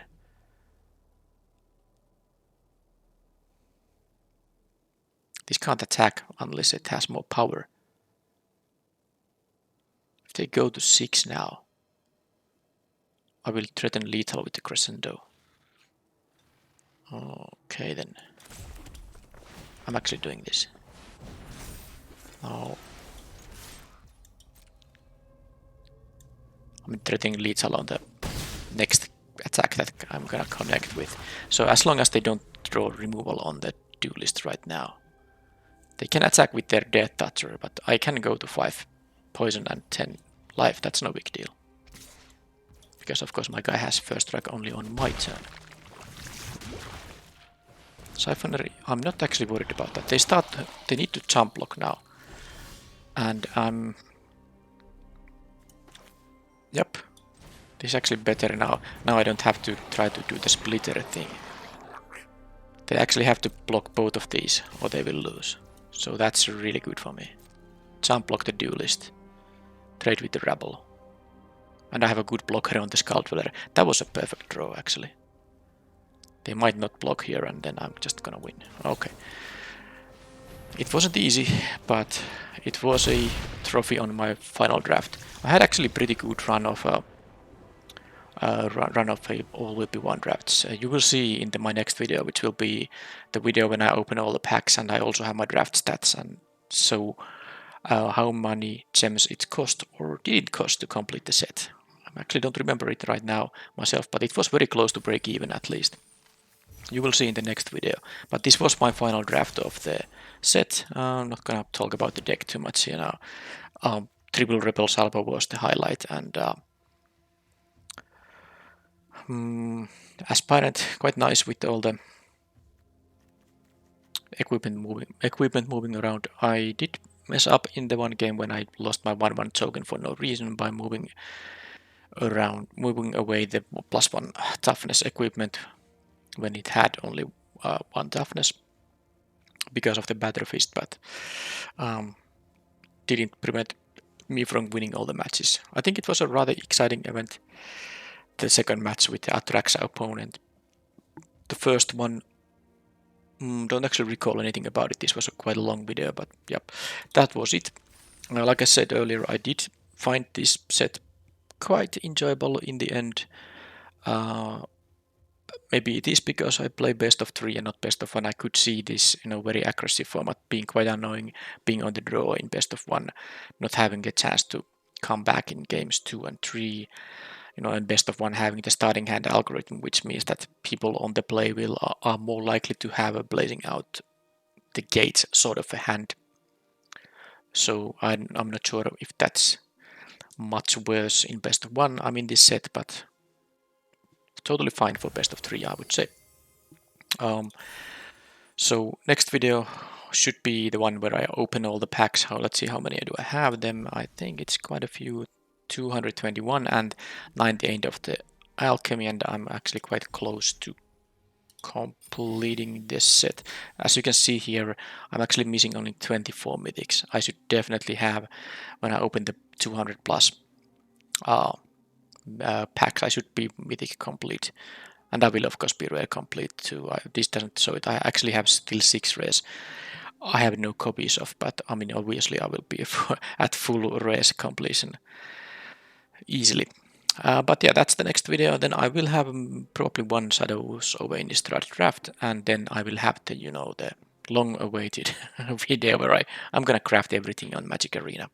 These wild cards will be enough with the card collection I have already. So that will happen before the next set release, and then March of the Machine, a new card type, Battle. I'm very excited about the set. Drafting it seems quite interesting based on the spoilers I have read now. The full spoiler is out, has been for a few days now, but it will take around a week before we see those drafts on this channel. So I will see you in the next video, or at least next week when the March of the Machine drafts start. Thank you for watching, and bye bye.